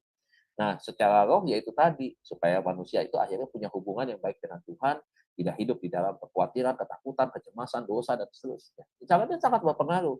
Jadi kita harus sehat secara fisik, secara jiwa, maupun secara roh. Itu yang Tuhan mau. Semoga roh, tubuh, dan jiwamu terpelihara sempurna menjelang hari kedatangan Tuhan. Begitu. Jadi pada waktu Tuhan datang, nah kita semua memelihara itu semua. Sehat. Ya, makanya ada istilah mens sano in corpore sano. Di dalam tubuh yang sehat terdapat jiwa yang sehat. Begitu. Nah, pertama Bapak Ibu, kalau kita bicara soal dampak stres itu ada 3. Nah, kita belajar yang pertama adalah dampak fisiologik. Ya, fisiologik itu apa? Yang pertama, gangguan pada organ tubuh yang hiperaktif, Bapak Ibu Saudara. Nah, dalam salah satu sistem tertentu dikatakan bahwa masker miopati. Apa itu? Namanya masker, itu adalah otot ya. Otot tertentu menjadi mengencang atau melemah. Sebaliknya, mengencang atau melemah. Saudara lihat orang yang stres, tegang ya, sakit kepala, leher kaku seperti kolesterol begitu. Ya sulit sekali, nggak nyaman sekali Bapak Ibu. Kadang-kadang pakai koyo, pakai apa segala macam, berusaha untuk bisa menurunkan ketegangan itu, tapi sulit. Saudara lihat, bayangkan bisa tersiksa kan, kalau dia berhari-hari, berminggu-minggu seperti itu. Ya, itu dampaknya. Kemudian tekanan darah jadi naik, jadi tidak stabil. Kalau sudah tekanan darah naik, efeknya adalah kepada kerusakan jantung dan pembuluh darah, Bapak Ibu Saudara. Makanya bisa muncul tiba-tiba orang pendarahan di otak, jatuh, nggak sadarkan diri, kemudian masuk ICU ya, ngeri, ini ngeri banget Bapak Ibu ya. Kemudian akhirnya tidak tertolong. Yang C, sistem pencernaan. Masalah nih, di gangguan mah atau juga seringkali diare. Jadi udah sulit untuk menerima makanan-makanan tertentu. Makan tertentu diare, ya makan tertentu nggak cocok gitu. Jadi ini yang pertama, gangguan fisiologik, satu gangguan pada organ tubuh yang hiperaktif, Bapak Ibu Saudara. Nah, yang kedua Bapak Ibu, di dalam yang tadi yang bagian pertama ini fisiologik, ada yang disebut dengan gangguan sistem reproduksi. Nah, jadi ini nih, yang pertama amenorrea, tertahannya menstruasi pada wanita. Jadi kalau wanita mengalami stres, stresnya adalah masuk di dalam dampak yang pertama, maka kita bisa tahu efeknya adalah menstruasinya tidak teratur. Kemudian yang B, kegagalan ovulasi ada pada wanita. Ya, ovulasi kita tahu ya, Bapak Ibu Saudara di sana. Kemudian impotensi pada pria, ya, sehingga mengganggu masalah hubungan seksual. Itu bisa karena stres, Bapak Ibu Saudara. Jadi bukan hanya karena faktor diabetes, bukan karena faktor misalkan kelelahan, mungkin faktor-faktor yang lain, enggak juga Bapak Ibu. Jadi ada banyak faktor, salah satunya ini masalahnya adalah karena stres. Ya. Kemudian kurang produksi semen pada pria, ya, sehingga menyebabkan kemandulan pada pria, Bapak Ibu. Ya. Yang C, kehilangan gairah seksual, hilang sama sekali, Bapak Ibu ya. Dengan istrinya tidak bergairah sama sekali, dingin, frigid, begitu Bapak Ibu Saudara. Nah itu karena faktor stres. Jadi makanya tingkat ini yang nomor 2 ini lebih banyak memang dialami oleh pria, Bapak Ibu Saudara ya. Makanya saya pernah sampaikan dulu masalah masalah kehidupan pria parubaya ya, bahwa salah satunya laki-laki itu kenapa lebih suka kadang-kadang suka piara hewan. piara burung, piara apa, karena tingkat stresnya jauh lebih tinggi dibandingkan dengan perempuan, Bapak Ibu Saudara. Udah tingkat stresnya tinggi, dan gitu istrinya boros lagi, ya tukang belanja ini itu segala macam, pakai pakaiannya branded, apa-apa sport tambah branded, tambah stres dia. Makanya kadang-kadang suka piara burung, ya suka punya hobi apa aja begitu kan, atau suka piara-piara hewan, binatang begitu, karena pelampiasan begitu. Nah, saya pun punya Bapak Ibu ya, saya punya. Saya ketika dalam keadaan kepenatan bukan karena stres, karena begitu banyak pekerjaan yang harus saya selesaikan, ya buat PowerPoint, materi-materi itu harus saya buat terus-terusan Bapak Ibu Saudara. Di satu sisi harus belajar bulu tangkis, pelayanan ini itu banyak sekali, saya harus bagi waktu. Saya butuh yang namanya refreshing. Nah, sehingga apa refreshing yang saya lakukan? Nah, saya hobi mancing Bapak Ibu. Jadi saya hobi mancing, ke empang aja, nggak usah pergi ke laut, pergi yang terdekat aja. Nah, ketika saya bisa memancing, Bapak Ibu ya, itu semua tuh kayaknya ke-refresh kembali. Sepertinya ada sesuatu yang kita buang, ya kita kosongkan kembali, begitu. Nah, itu laki-laki Bapak Ibu ya. Ya kadang-kadang kan istri-istri suka marah-marah kan, mancing aja mancing. Ya kalau itu kan bukan karena dia pengangguran ya, beda ya. Kalau orang mancing sampai nganggur itu salah. Tapi kalau dia bekerja, dia ini dan hiburannya mancing, Bapak Ibu Saudara, atau juga nonton Bapak Ibu, ya itu harus mengerti lah ya istri-istri. Gangguan lainnya seperti pening atau migrain, puyeng kepala sebelah tuh. Tiba-tiba kayak vertigo begitu ya. Nah, tegang otot, rasa bosan dan lain-lain. Ini gangguan yang kedua pada sistem reproduksi, Bapak Ibu, karena aspek atau dampak fisiologik ya. Nah, kita masuk yang B, dampak psikologik. Nah, apa itu dampak psikologiknya bagi orang yang mengalami stres? Yang pertama, keletihan emosi, jenuh. Penghayatan ini merupakan tanda pertama dan punya peran sentral bagi terjadinya burnout, Bapak Ibu Saudara ya. Bapak Ibu, ketidakstabilan emosi menyebabkan orang akhirnya berefek kepada banyak hal. Ya, apa sih itu Bapak Ibu Saudara ya? Masa orang seperti temperamen, panasan, yang mudah marah begitu ya, mudah sekali berkata-kata kasar, itu bisa terjadi karena itu. Ya. Bapak Ibu coba ya, orang misalkan karena kerja seharian dia berpikir, kemudian dia mengambil keputusan, kemudian pekerjaannya memang pekerjaan yang selalu membawa orang kepada pemikiran yang tegang begitu ya. Nah, itu orang bisa mudah sekali akhirnya bisa mengalami keletihan emosi dan ada efeknya. Ya, efeknya ya seperti itu ya. Kemudian kewalahan atau keletihan emosi ini kurang lebih hampir sama. Kewalahannya kenapa? Karena dia sendiri juga tidak sanggup Bapak Ibu ya, sebenarnya. Karena tekanan yang terlalu kuat, akhirnya harus ada sesuatu yang harus dia tumpahkan karena tekanan atau beban yang berlebihan daripada pekerjaan itu. Ya, ketidakberdayaannya dia. Yang ketiga, pencapaian pribadi menurun. Sehingga berakibat menurunnya rasa kompeten dan rasa sukses. Udah nggak kehilangan semangat. Nggak mau lagi. Kalau dulu dia punya semangat untuk dia bisa mendapatkan satu prestasi yang melebihi prestasi dari yang lain. Tapi kalau sekarang udah enggak, udah ada masa bodoh aja. Jadi udah orang bilang cuek lah begitu ya, udah nggak peduli dan nggak perhatian. Gitu. Yang C, dampak kepada perilaku, Bapak Ibu Saudara. Nah, dampak stres itu. Nah, dikatakan yang pertama, manakala stres menjadi distress, prestasi belajar menurun dan sering menjadi tingkah laku yang tidak diterima oleh masyarakat, Bapak Ibu Saudara. Ya, ada perilaku-perilaku yang tidak wajar, Bapak Ibu ya, yang tidak yang namanya secara di masyarakat itu baik misalkan begitu ya, tidak melanggar begitu ya dalam etika dalam bermasyarakat. Yang kedua, level stres yang cukup tinggi berdampak negatif pada kemampuan mengingat informasi. Jadi seringkali lupa, besok jangan lupa ya, bawa ini ya, bawa itu ya, lupa dah. Udah lupa, jangan lupa besok ya, kamu yang pimpin doa ya, lupa tuh pasti. Ya, mengambil keputusan juga begitu. Nggak akan bisa ngambil keputusan. Aduh, gimana ya? Aduh, susah sekali ya. Apa ya? Aduh, gimana? Nah, begitu. Jadi beban buat dia. Kemudian mengambil langkah yang tepat, nggak bisa juga. Nah, ini sangat mempengaruhi dalam hal ini. Nah, kalau dia manajer dalam keadaan stres seperti ini, Bapak Ibu bisa dibayangkan bagaimana ya, begitu. Dampaknya pasti dampaknya udah sangat merugikan perusahaan. Makanya ada manajemen stres, ada pelajaran tentang itu. Bagaimana stres kita kelola menjadi sesuatu yang menghasilkan. Nah, stres yang berat seringkali banyak membolos atau tidak aktif mengikuti kegiatan pembelajaran ya. Karena itu banyak faktor Bapak Ibu ya, karena kehilangan kepercayaan diri, merasa tidak lagi nyaman, itu banyak alasan-alasan yang muncul seperti itu. Nah, jadi Bapak Ibu sekarang kita lanjut cepat saja Bapak Ibu mengatasi stres ya. Stres merupakan kondisi tidak boleh dibiarkan karena bisa menyebabkan masalah kesehatan, baik secara fisik maupun mental. Tidak perlu mengeluarkan banyak uang nih, di garis bawahi. Tidak perlu mengeluarkan banyak uang untuk kita bisa keluar dari stres. Padahal kunci mengatasi stres itu ada di sekitar kita juga, gitu. Nah, cara menghilangkan stres bisa dilakukan lewat cara dan tindakan sederhana. Menurut ilmu psikologi, apa saja itu? Yang pertama, cari tempat yang menenangkan, yang kita bisa enak, enjoy Bapak Ibu. Kita bisa tenang di sana begitu ya. Misalkan kita ke pegunungan ya, bukit atau sungai yang berbatu-batu dengan airnya agak deras begitu ya. Kalau kita tinggal di pedesaan, kalau kita di kota misalkan kita bisa di dalam kamar Bapak Ibu, kita bisa matikan lampu begitu ya. Kemudian kita bisa dengarkan musik ya, itu bisa seperti itu. Ya, kemudian harus atur, dilawan Bapak Ibu ya, istirahat yang cukup. Kalau istirahat yang nggak cukup ya jelas akan sangat mengganggu dan akhirnya tetap stres itu akan semakin bisa volumenya bertambah Bapak Ibu ya, atau juga bisa kita nggak bisa menikmati dalam keadaan ketenangan.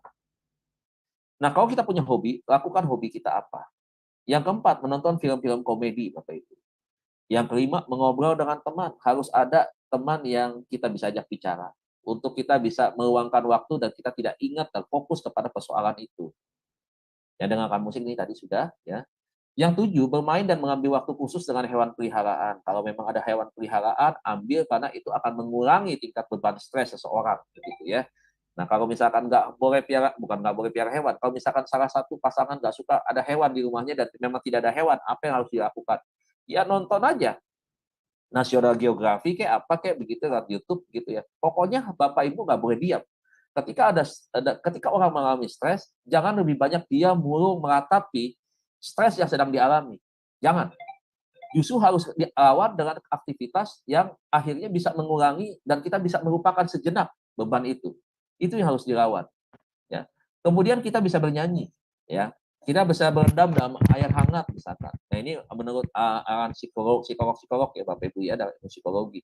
Kemudian juga bisa menggambar. Ya kita nggak jago gambar, tapi kita bisa menuangkan ya, apa yang dalam pikiran kita, apa yang kita mau gambar, gambar ikan, gambar laut, gambar pemandangan, gambar pesawat, apa aja kita coba untuk menggambar sesuai dengan versinya kita begitu.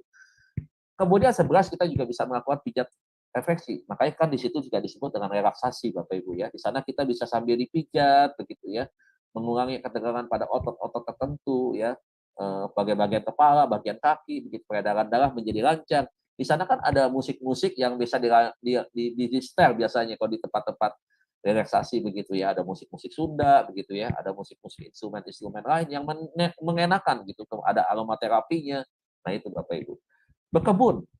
13 memancing nih, saya nomor 13 memancing. 14 menarik nafas dalam-dalam ya. Menarik nafas dalam-dalam itu melatih ya untuk kita ya itu tadi melatih ketenangan salah satunya begitu ya. Di dalam meditasi juga begitu. Ya. 15 katanya mengunyah permen karet. Nah, ini kenapa mengunyah permen karet Bapak Ibu Saudara? Nah, ini kan penelitian ya, daripada Andrew Scholey PhD, ya, orang secara teratur mengunyah permen karet menunjukkan perbaikan. Nah, kata dia. Karena ini penelitian, ya kita yakin ya Bapak Ibu ya, itu punya dampak. Yang pertama, berdampak pada penurunan tingkat kecemasan. Jadi mengurangi dampak kecemasan bagi orang yang suka makan permen karet. Menambah peningkatan kewaspadaan. Jadi lebih kepada sigap ya, begitu ya, kesigapan. Memberi efek berkurangnya stres. Dan yang terakhir adanya peningkatan kemampuan multitasking. Jadi sambil mendengar juga bisa mengerjakan sesuatu. 16 Bapak Ibu Saudara, ini bagian kita. Jangan lupa kita berdoa. Bertemu konselor ya di dalam pastoral konseling. 18 pendampingan psikologi. Jadi harus ada pendampingan psikologi juga untuk menyelesaikan masalah-masalah kejiwaan seseorang ketika dia punya masalah karena stres.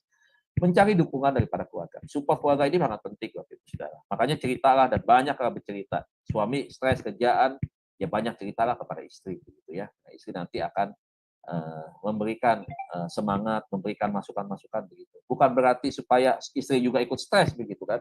Suami jangan berpikir, kalau gue stres sendiri enak aja dia nggak stres. Dia harus stres juga gitu. Enggak gitu ya. Tetapi bagaimana istri juga bisa mengurangi beban stres yang sedang dihadapi. Karena istri ini kan penolong. 20 mengikuti kebaktian. 21 ikut serta dalam pelayanan, kemudian paduan suara maupun komsel Bapak Ibu Saudara ya.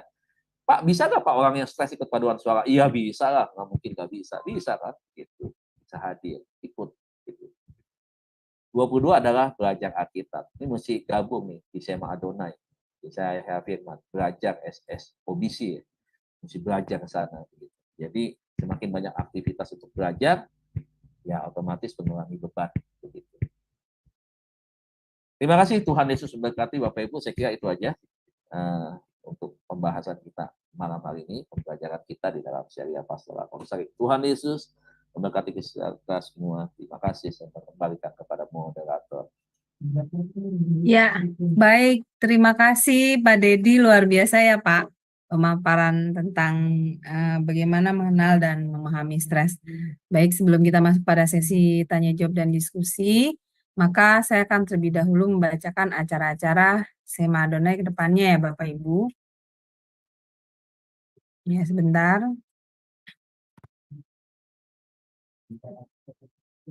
Ya, sudah nampak di layar ya Bapak Ibu. Baik, untuk besok, hari Jumat 23 Agustus 2024, di jam 19.00 waktu Indonesia Barat, di Sema Adonai akan kembali ada kelas pembelajaran firman ya Bapak Ibu. Dan kita akan belajar tentang tema Roh Kudus pada masa tribulasi. Dan yang menjadi narasumbernya seperti biasa adalah Pak Pendeta Daniel Palungan dan moderatornya adalah Pak Sam Siagian. Selanjutnya masih di hari yang sama, di hari Jumat, di jam 21.00 waktu Indonesia Barat, di Sema Adonai masih ada kelas pembelajaran firman yang terakhir. Dan kita akan belajar tentang materi buku sejarah penebusan seri ke-7 ya Bapak Ibu. Dan ini sudah masuk sesi kedua untuk kelas dari hari Jumat jam 9 ini ya, dengan temanya adalah tujuan Eksodus dan penegasan perjanjian yang diambil dari Nas Kejadian 15 ayat 16. Dan yang menjadi narasumbernya seperti biasa adalah Pak Pendeta Dr. Yudi Lengkong MTH dan moderatornya adalah Ibu Heni. Selanjutnya di hari Sabtu 24 Agustus 2024 di jam 19.00 waktu Indonesia Barat di Sema Adonai akan kembali ada kelas pembelajaran firman. Dan kita akan belajar tentang kesehatan ya Bapak Ibu. Dan ini temanya adalah prinsip diet ala Alkitab. Dan yang menjadi narasumbernya adalah Ibu Dr. Angela Wina. Dan moderatornya adalah Ibu Heni. Selanjutnya masih di hari yang sama, di hari Sabtu, di jam 21.00 waktu Indonesia Barat, di Sema Adonai masih ada kelas pembelajaran firman yang terakhir. Dan seperti biasa, untuk kelas hari Sabtu di jam 21 ini, kita akan kembali belajar tentang materi bahasa Ibrani ya Bapak Ibu. Dan ini sudah masuk sesi yang ke-16 dari kelas materi bahasa Ibrani dengan tema Words to Shores. Dan yang menjadi narasumbernya adalah seperti biasa Pak Evangelis Erikson Ritonga BTH dan moderatornya adalah Bro Agus. Selanjutnya ini adalah renungan pagi Sema Adonai ya Bapak Ibu, diadakan setiap hari dari Senin sampai dengan Sabtu, dimulai dari jam 5.30 pagi dan dilayani oleh hamba-hamba Tuhan yang sangat memberkati. Jadi Bapak Ibu sekalian, untuk renungan pagi Sema Adonai, kemudian renungan pagi dari Bapak Gembala kami sendiri, yaitu Pak Pendeta Daniel Palungan yang diadakan setiap hari Jumat 1 kali dalam seminggu, dan juga ibadah online Sema Adonai hanya Bapak Ibu dapat ikuti lewat channel CF Firman. Jadi ketiga program Sema Adonai tersebut tidak di-live-kan di channel-channel lain. Oleh karena itu, bagi Bapak Ibu yang belum mensubscribe channel baru kami, channel CF Firman, tolong subscribe channel YouTube baru kami, sehingga Bapak Ibu bisa mengikuti keseruan acara-acara Sema Adonai, terutama yang tidak di-live-kan di channel-channel lain. Dan tolong bantu share ya Bapak Ibu channel CF Firman ini kepada yang lain, sehingga semakin banyak orang yang bisa mengikuti keseluruhan acara-acara Sema Adonai lewat channel CF Firman. Dengan begitu Bapak Ibu telah membantu channel kami, channel CF Firman, untuk menjadi lebih berkembang dan menjadi berkat lagi bagi banyak orang. Baik Bapak Ibu, terima kasih atas perhatiannya. Sekarang kita akan masuk pada sesi tanya jawab dan diskusi. Tapi terlebih dahulu bagi Bapak Ibu yang ingin bertanya, harap present ya Bapak Ibu, supaya mic Bapak Ibu bisa dibuka oleh operator kami. Ya, baik Pak Dedi, luar biasa ya Pak materi malam ini. Setelah saya lihat dari pemaparan Bapak, ternyata orang yang mengalami stres ini Pak, itu berdampaknya kepada kesehatan itu sangat ini ya Pak, sangat berbahaya sekali ya Pak. Karena Saya lihat bisa menyebabkan tekanan darah tinggi, lalu kemudian penyakit jantung, penyakit kanker. Nah, ini kalau melihat efek yang seperti ini, kita kan dalam hidup itu nggak mungkin Pak Deddy menghindari yang namanya stres. Karena kan dalam hidup kita kan pasti kita menghadapi banyak masalah ya Pak, pasti ada masalah. Jadi pernah ada pepatah yang mengatakan, kalau orang nggak ada masalah berarti dia sudah almarhum Pak. Ya, berarti sudah tidak hidup lagi ya Pak, selama hidup pasti akan selalu ada masalah. Nah ini bagaimana Pak kita untuk bisa menghadapi maksudnya hal-hal stres seperti ini itu yang baiknya itu bagaimana Pak Deddy? Ya silakan Pak. Memang kita harus sadar ya Bu ya, memang kita hidup di dunia ini pasti memang kita di awal di dalam perjalanan hidup manusia proses kehidupan itu selalu pasti ada gitu, bisa Hmm. muncul masalah. Apalagi Alkitab Amsal juga bilang kan, besi menajamkan besi, manusia menajamkan sesamanya. Karena stres itu kan pasti orang bisa saja memang tidak harus ada uh, subjek dan objek gitu kan. Tidak hanya, tetapi kan juga bisa karena situasi keadaan yang bisa menyebabkan orang misalkan muncul stres juga begitu kan. Bisa kekhawatiran-kekhawatiran yang memang dibangun di dalam pikirannya sendiri itu bisa memunculkan stres yang disebut dengan cari penyakit sendiri memang begitu kan. Memikirkan hal-hal yang terlalu negatif begitu, itu bisa muncul. Jadi kan itu kan kalau kayak gitu kan bukan karena faktor orang lain begitu ya, misalkan karena diperlakukan tidak adil, misalkan kemudian mendapatkan bulian, hinaan dan seterusnya begitu kan. Enggak harus begitu juga kan gitu. Nah, bagaimana sih cara kita menghadapinya?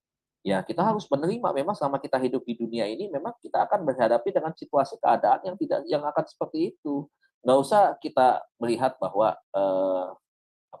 di dalam Alkitab sendiri kan tokoh-tokoh Alkitab juga banyak yang mengalami stres. Elia udah mengalami depresi di sana kan. Sampai seorang nabi besar begitu saja ketakutan oleh seorang perempuan yang bernama itu tadi kan Isabel. Sabar, iya Isabel. Takutan, kejar-kejar Isabel. Kemudian Musa juga begitu menghadapi satu, memang kalau Musa beban tanggung jawabnya itu berat sekali memang. Saya salut sama Musa. Saya kalau mengikuti ya kisah perjalanan cerita dari bangsa Israel ketika Musa dipilih, yang adalah orang yang sebenarnya kita tahu kan karakternya ini kan adalah karakter yang bisa dibilang itu dia adalah orang yang malu, pendiam begitu ya orangnya. Nah, jadi kan akhirnya dikasih satu tugas tanggung jawab untuk memimpin bangsa Israel begitu. Nah, kita lihat akhirnya apa yang terjadi ya. Dia juga mengalami satu tekanan yang hebat begitu. Artinya kalau nabi-nabi saja juga mengalami seperti itu, ya kita juga akan mengalami hal yang sama juga seperti itu. Tapi kita juga kembali kalau kita belajar Alkitab, bahwa mereka bisa keluar dari itu, dari tekanan yang hebat itu. Yang pertama, ketika orang semua bisa mengalami stres, kita juga harus sadar bahwa kita ini bukan manusia yang sempurna. Kalau Tuhan tuh nggak ada stresnya, begitu. Tetapi kalau kita, ya sebagai orang yang diciptakan Tuhan, ya tentunya kita akan punya kelemahan di dalamnya tentang hal itu. Begitu. Makanya kaitannya adalah bagaimana ketika orang stres itu kaitannya dengan iman seseorang. Kalau imannya dia bukan kuat ya, saya bilang kalau imannya bertumbuh, pasti dia tahu solusinya dan apa yang harus dia lakukan ketika dia dalam keadaan seperti itu. Jadi memang intinya Bu, ya kita harus siap gitu. Nggak ada yang nggak akan stres, kita akan menghadapi stres. Nah, bagaimana persoalannya? Stres itu kan tadi kita belajar dibagi menjadi 3 kan di dalam stres yang kronis itu. Nah, tiga stres itu bagaimana kita cara menyikapinya kan kita sebenarnya kita sudah belajar dan kita bisa antisipasi begitu. Jadi memang nggak usah takut hadapi stres, hadapin aja. Tapi jangan dibiarkan. Kalau dibiarkan ya efeknya adalah itu tadi Bu, kerugian di dalam kesehatan fisik kita, mental. Makanya kan selalu saya bilang, orang nih stres, punya pikiran, pasti cepat pulang dia ke hadirat Tuhan yang Maha Kuasa deh. Pulang ke rumah Bapa di surga, karena banyak pikiran. Begitu. Pasti umurnya pendek, nggak panjang. Hati-hati. Makanya situasi hati tidak nyaman. Amsal 4 ayat 23. Jagalah hatimu dengan kewaspadaan, pada situ panjang kehidupan. Mau hidup, ya, mau umur panjang, itu tadi. Ya. Jangan mudah banyak pikiran lah gitu lah. Pada akhirnya ya itu tadi, ya kan mengganggu banget pada kesehatan tubuh yang lain. Jadi itu rugi sekali. Gitu. Nah, Pak Deddy mengenai banyak pikiran, bagaimana dengan orang yang suka berpikir itu, Pak? Apakah sama, Nah, Pak? Dengan orang yang nah, banyak pikiran? yang Soalnya saya ya, tipe orang yang banyak pikir, suka banyak, banyak berpikir, Pak. Iya, ya, silakan. Nah, ya ada. Nah, orang yang berpikir itu kan adalah orang yang memang bekerja untuk dia menemukan sesuatu ya berkaitan dengan misalkan mm, tugas tanggung jawabnya dia. Kayak seorang dosen, dia kan harus berpikir begitu kan. Tetapi kan memang bagian tugas yang dia latih di sana yang tidak menyangkut sebenarnya gini, lebih spesifik kepada tugas yang memang dia sanggup kerjakan begitu. Nah, kalau mm, misalkan persoalan itu kan ada sesuatu yang muncul yang memang kadang-kadang melewati batas kemampuan seseorang begitu. Nah, mm, apalagi yang bisa menyebabkan pikiran yang seperti itu? Bisa saja iri hati kan tuh bisa tuh, mikirin orang mm, terus gitu, mm, orang lain lebih kaya, lebih maju, kita pikirin terus, itu kan hal yang sia-sia pikiran yang kayak begitu. Kalau pikiran yang positif, kita bangun, kita sebagai pemikir, ilmuwan, profesor, teknokrat, dan seterusnya, itu mm, bagus, teolog ya, kita mm, menggunakan itu pemikiran yang Tuhan kasih memang untuk hal-hal yang positif. Tapi kalau hal-hal yang negatif, nah itulah yang merusak. Pikiran yang negatif itu kan datangnya dari iblis. Pikiran positif itu kan Tuhan yang kasih. Untuk kita jadi berkat ya lewat ilmu kita, misalkan begitu. Nah, kalau yang memikir-mikirin itu tadi, takut bangkrut ya, kemudian takut disaingin orang, kemudian apa namanya, ya itu nggak senang, iri hati, lihat orang maju begitu. Jadi terus pikirin sinis dengan orang lain, skeptis begitu kan, mudah curiga begitu. Itu ngapain hal-hal yang begitu dipikirin begitu kan? Karena itu kan efeknya adalah berkaitan dengan kebencian, ketidaksukaan sama orang lain, begitu. Nah, ingat iblis datang untuk 3M, mencuri, membunuh, dan membinasakan. Nah, orang dibinasakan oleh iblis dengan cara seperti itu. Pikiran dan hatinya dikuasai. Makanya mikirkan orang, kesuksesannya hatinya jadi jahat, jadi busuk. Nah, itulah makanya yang merusakkan. Merusakkan tulang, kata Alkitab. Merusakkan yang lain, semua-semua tubuh. Begitu. Nah, itulah yang menyebabkan tidak sehat. Makanya eh, nggak usah iri hati, nggak apa-apa orang lain lebih maju, orang lain lebih banyak uang, orang lain lebih bisa menikmatin hidupnya dengan nyaman begitu, nggak apa-apa, nggak usah iri hati begitu. Ya, apa yang ada pada kita selalu ingat 1 Tesalonika 5 ayat 18 untuk kita mengucap syukur dalam segala hal. Jadi jangan ujo-ujo banding-banding ke lah, kan ada lagu gitu. Nggak usah banding-bandingin orang lain, orang lain mau apa kayak gitu. Pokoknya Bu, hal-hal yang negatif jangan simpan di dalam pikiran. Kalau sudah disimpan Nah, ya, ya. itu akan membuat diri kita pun menjadi negatif. Aura negatif jangan dipelihara, simpan di tubuh. Harus dibuang begitu. Iya, betul. Berarti ini ya Pak, apa namanya, orang yang apa mau stres apa enggak ya itu sebenarnya pilihan dari orangnya itu sendiri ya, Pak Deddy ya. Bagaimana dia mau, em, maksudnya hatinya itu mau eh, diisi dengan hal-hal yang damai sejahtera atau yang hal-hal Iya, yang negatif jelek jadi ya. membuat dia sendiri bisa stres. Nah, ini Iya, kalau bagaimana dengan kalau misalnya stres dalam hal pekerjaan Pak, misalnya banyak pekerjaan, eh, ya, terus kemudian misalnya dalam pekerjaan di kantor atau pelayanan. Nah, ini bagaimana Pak ya, mengatasinya? Itu kan nggak mungkin kita, aduh, udah tinggalin aja sih, nggak usah dikerjain kan nggak mungkin juga Pak. Tapi ya. kan, tapi itu harus dikerjakan, tapi dikerjakannya itu kewalahan. Nah, itu bagaimana Pak kalau seperti itu? Kita mengatasinya, Pak Denny. Iya, yang Iya. pertama memang kita harus lihat ya, kan ada manajemen ya. Kita kan juga belajar tentang manajemen waktu di sana. Biasanya orang tuh tidak bisa muncul stres karena manajemen waktunya itu tidak berjalan dengan baik begitu ya. Sehingga pada akhirnya kenapa orang muncul stres karena dikejar-kejar oleh waktu begitu. Nah, jadi bagaimana caranya supaya misalkan di dalam pekerjaan ada ada tugas tanggung jawab kita yang kita tidak bisa selesaikan. Nah, itulah dicarikan solusinya seperti apa. Misalkan kalau ada pada hari bulan-bulan tertentu nih. Nah, dulu kan saya pernah juga kan jadi pemimpin ya di perusahaan. Jadi saya pernah kasih tahu ke anak buah, staff begitu ya, supaya kalau mengerjakan sebuah pekerjaan ya, jangan tunggu udah mau akhir bulan.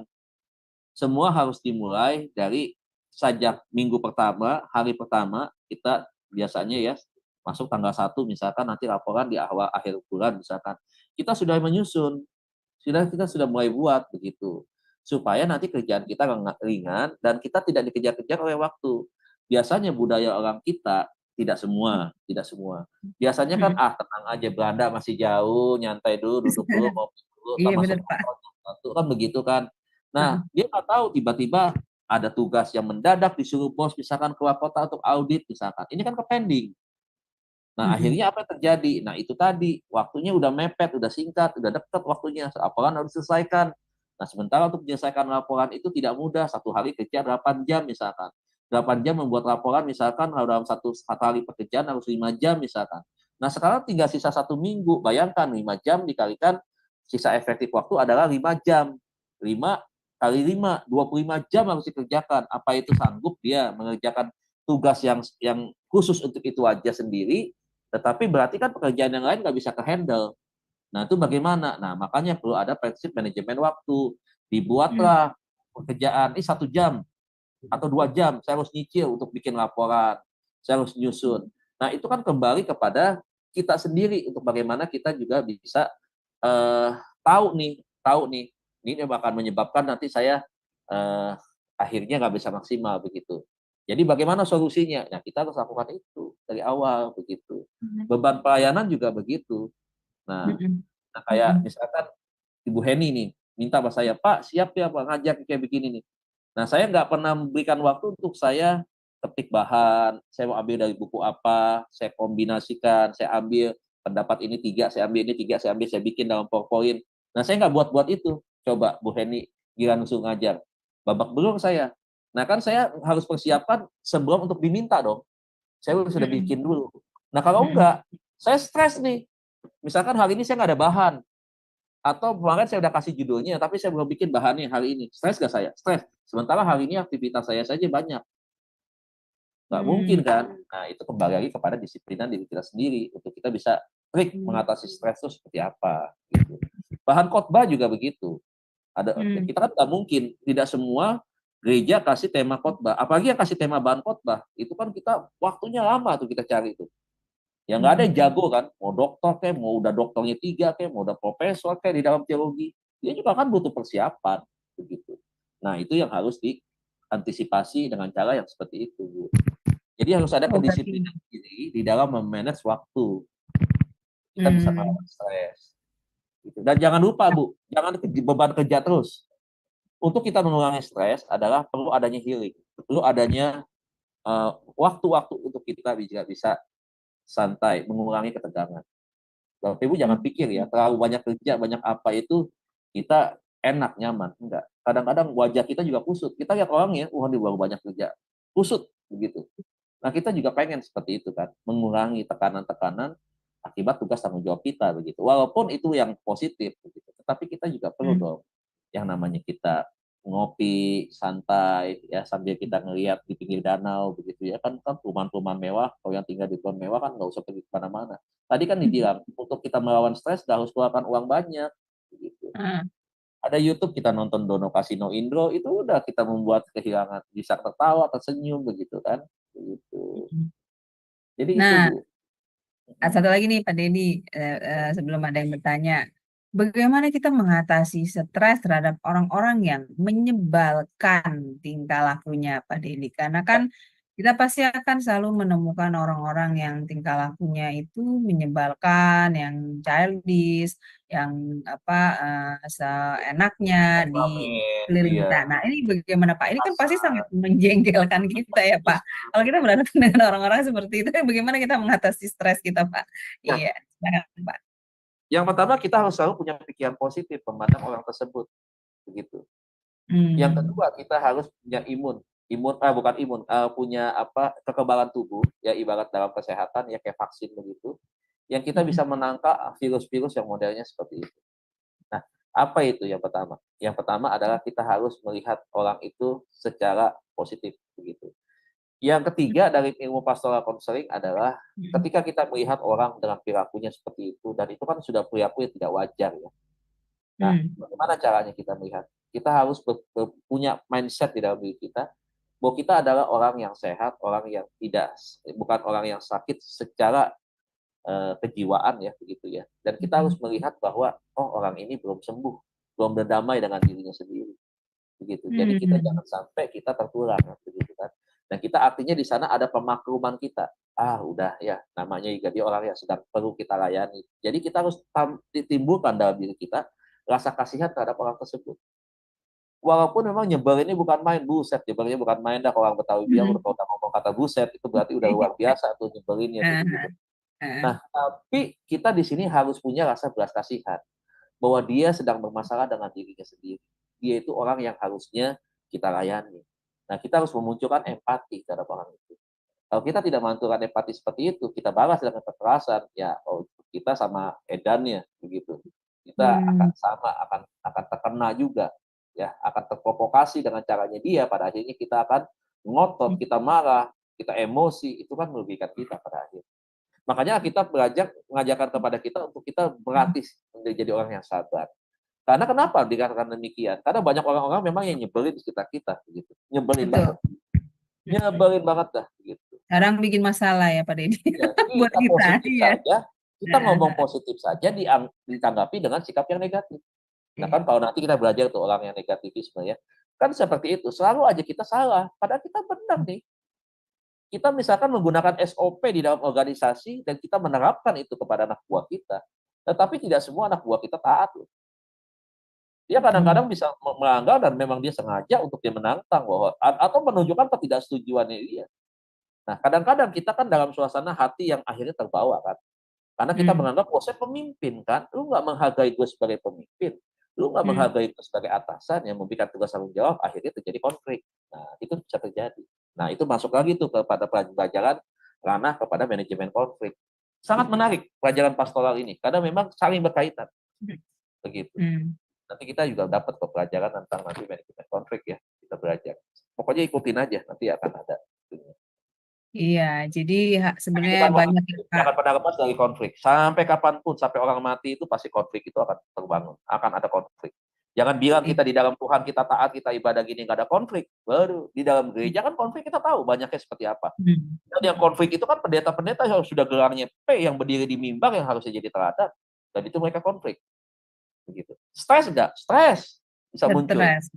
Stres, jemaat stres, pengajar stres, bahkan yang menjadi lawan konflik pun bisa stres, apalagi kalau itu dia pendeta penuh kan, pendeta yang memang punya wewenang penuh, dan di bawahnya begitu banyak pendeta-pendeta binaannya, PDP maupun PDM, udah stres. Ya memang benar ya Pak Deddy, untuk pelajaran malam ini luar biasa ya Pak. Kita belajar tentang bagaimana memahami dan mengenal stres ya, karena memang banyak faktor yang bisa menyebabkan kita stres itu ya Pak ya. Seperti hubungan dengan sesama, lalu dengan pekerjaan kita, pelayanan kita, lalu dengan pasangan kita. Nah, banyak sebenarnya hal yang bisa. Nah, ini Ibu ngomong pasangan nih. Kenapa saya membahas tentang hal ini, mengenal stres ya?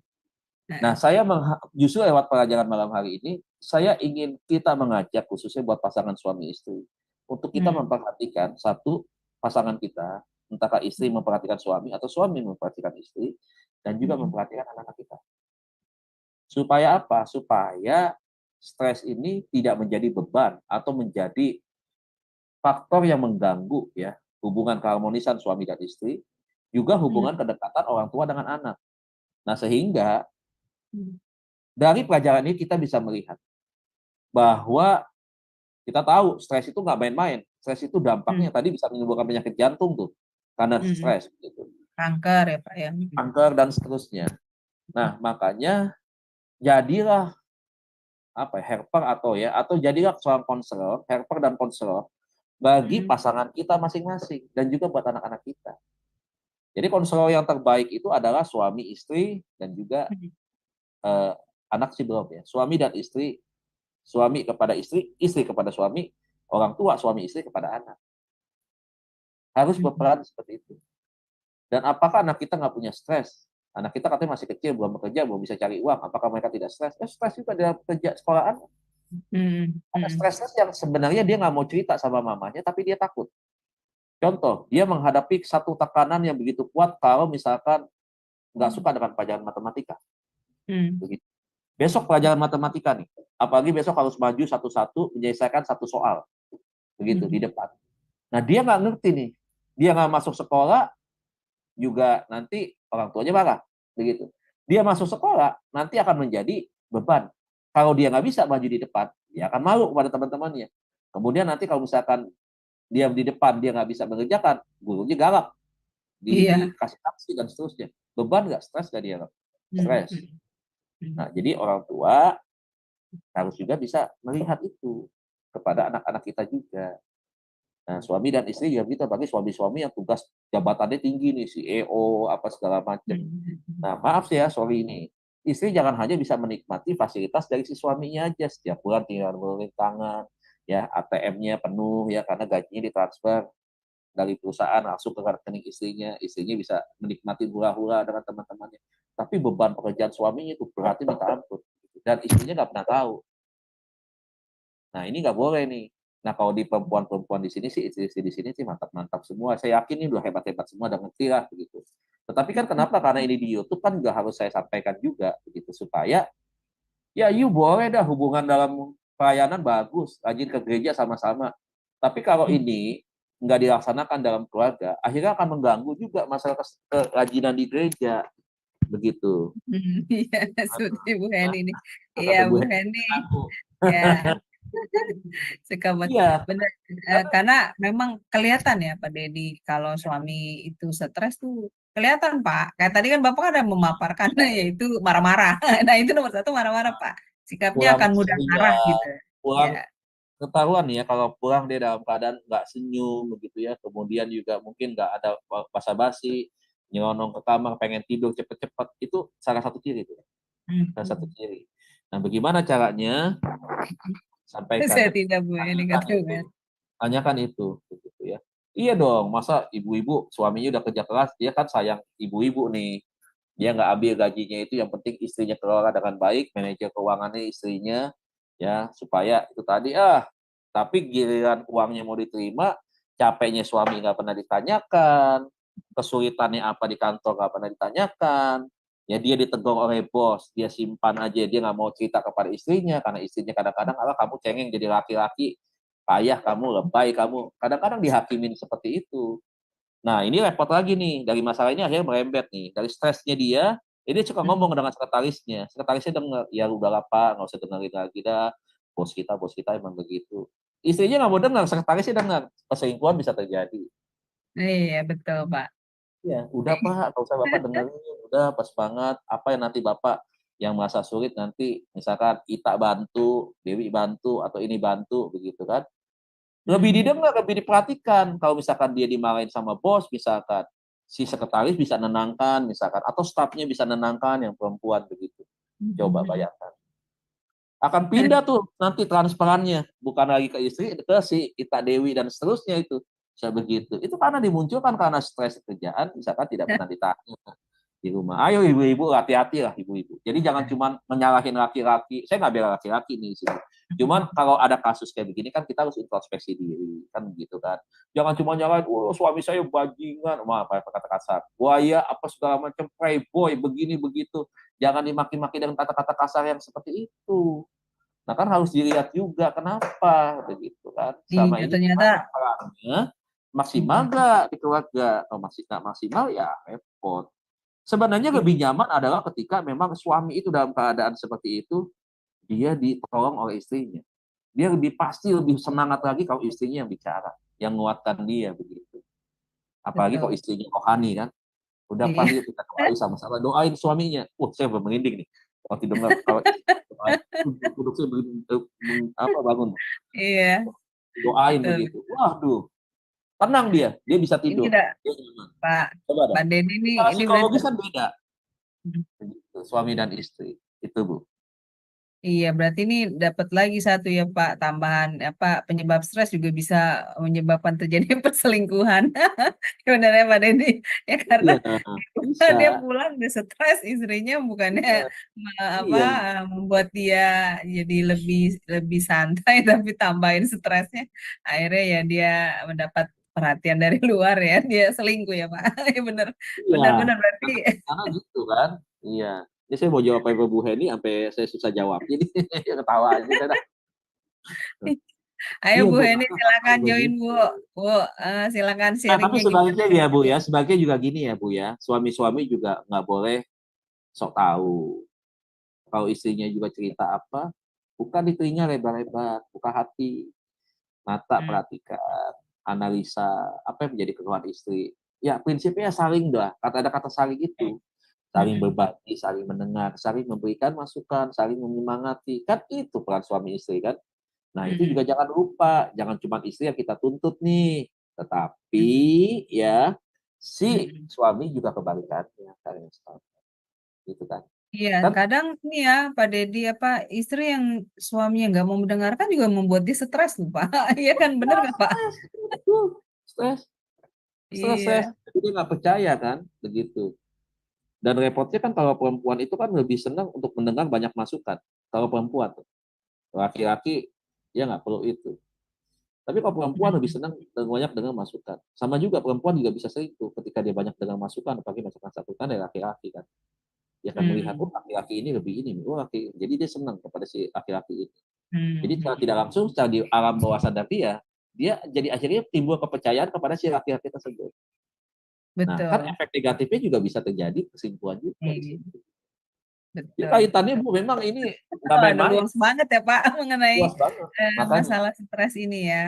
stres Jadi dalam hubungan pasangan suami istri pun juga penyebab perselingkuhan juga karena stresnya yang tidak bisa apa ya Pak namanya stres yang tidak bisa terkendali tertangani. maksudnya ya Ya, ya gitu oleh pasangannya sendiri. Jadi menyebabkan mereka mencarinya di luar ya Pak ya oleh pria atau wanita yang lain. Nah, ini bagus sekali ya untuk materi malam ini Pak Deddy kita jadi iya. mengerti ya bahwa ya memang stres itu suatu saya bilang sih stres itu penyakit juga ya Pak masuk Penyakit, penyakit penyakit, penyakit betul Bu, jiwa penyakit, itu penyakit. sangat berbahaya sekali ya silakan Ibu Ingrid join ya silakan ya masih ada waktu silakan Ibu. Pak, saya mau tanya nih Siap, apa ya? ya, siap. Kan tadi kita bicara pasangan ya. Iya Ah, Bu. gini Pak, ini ada suami istri udah nikah 25 tahun.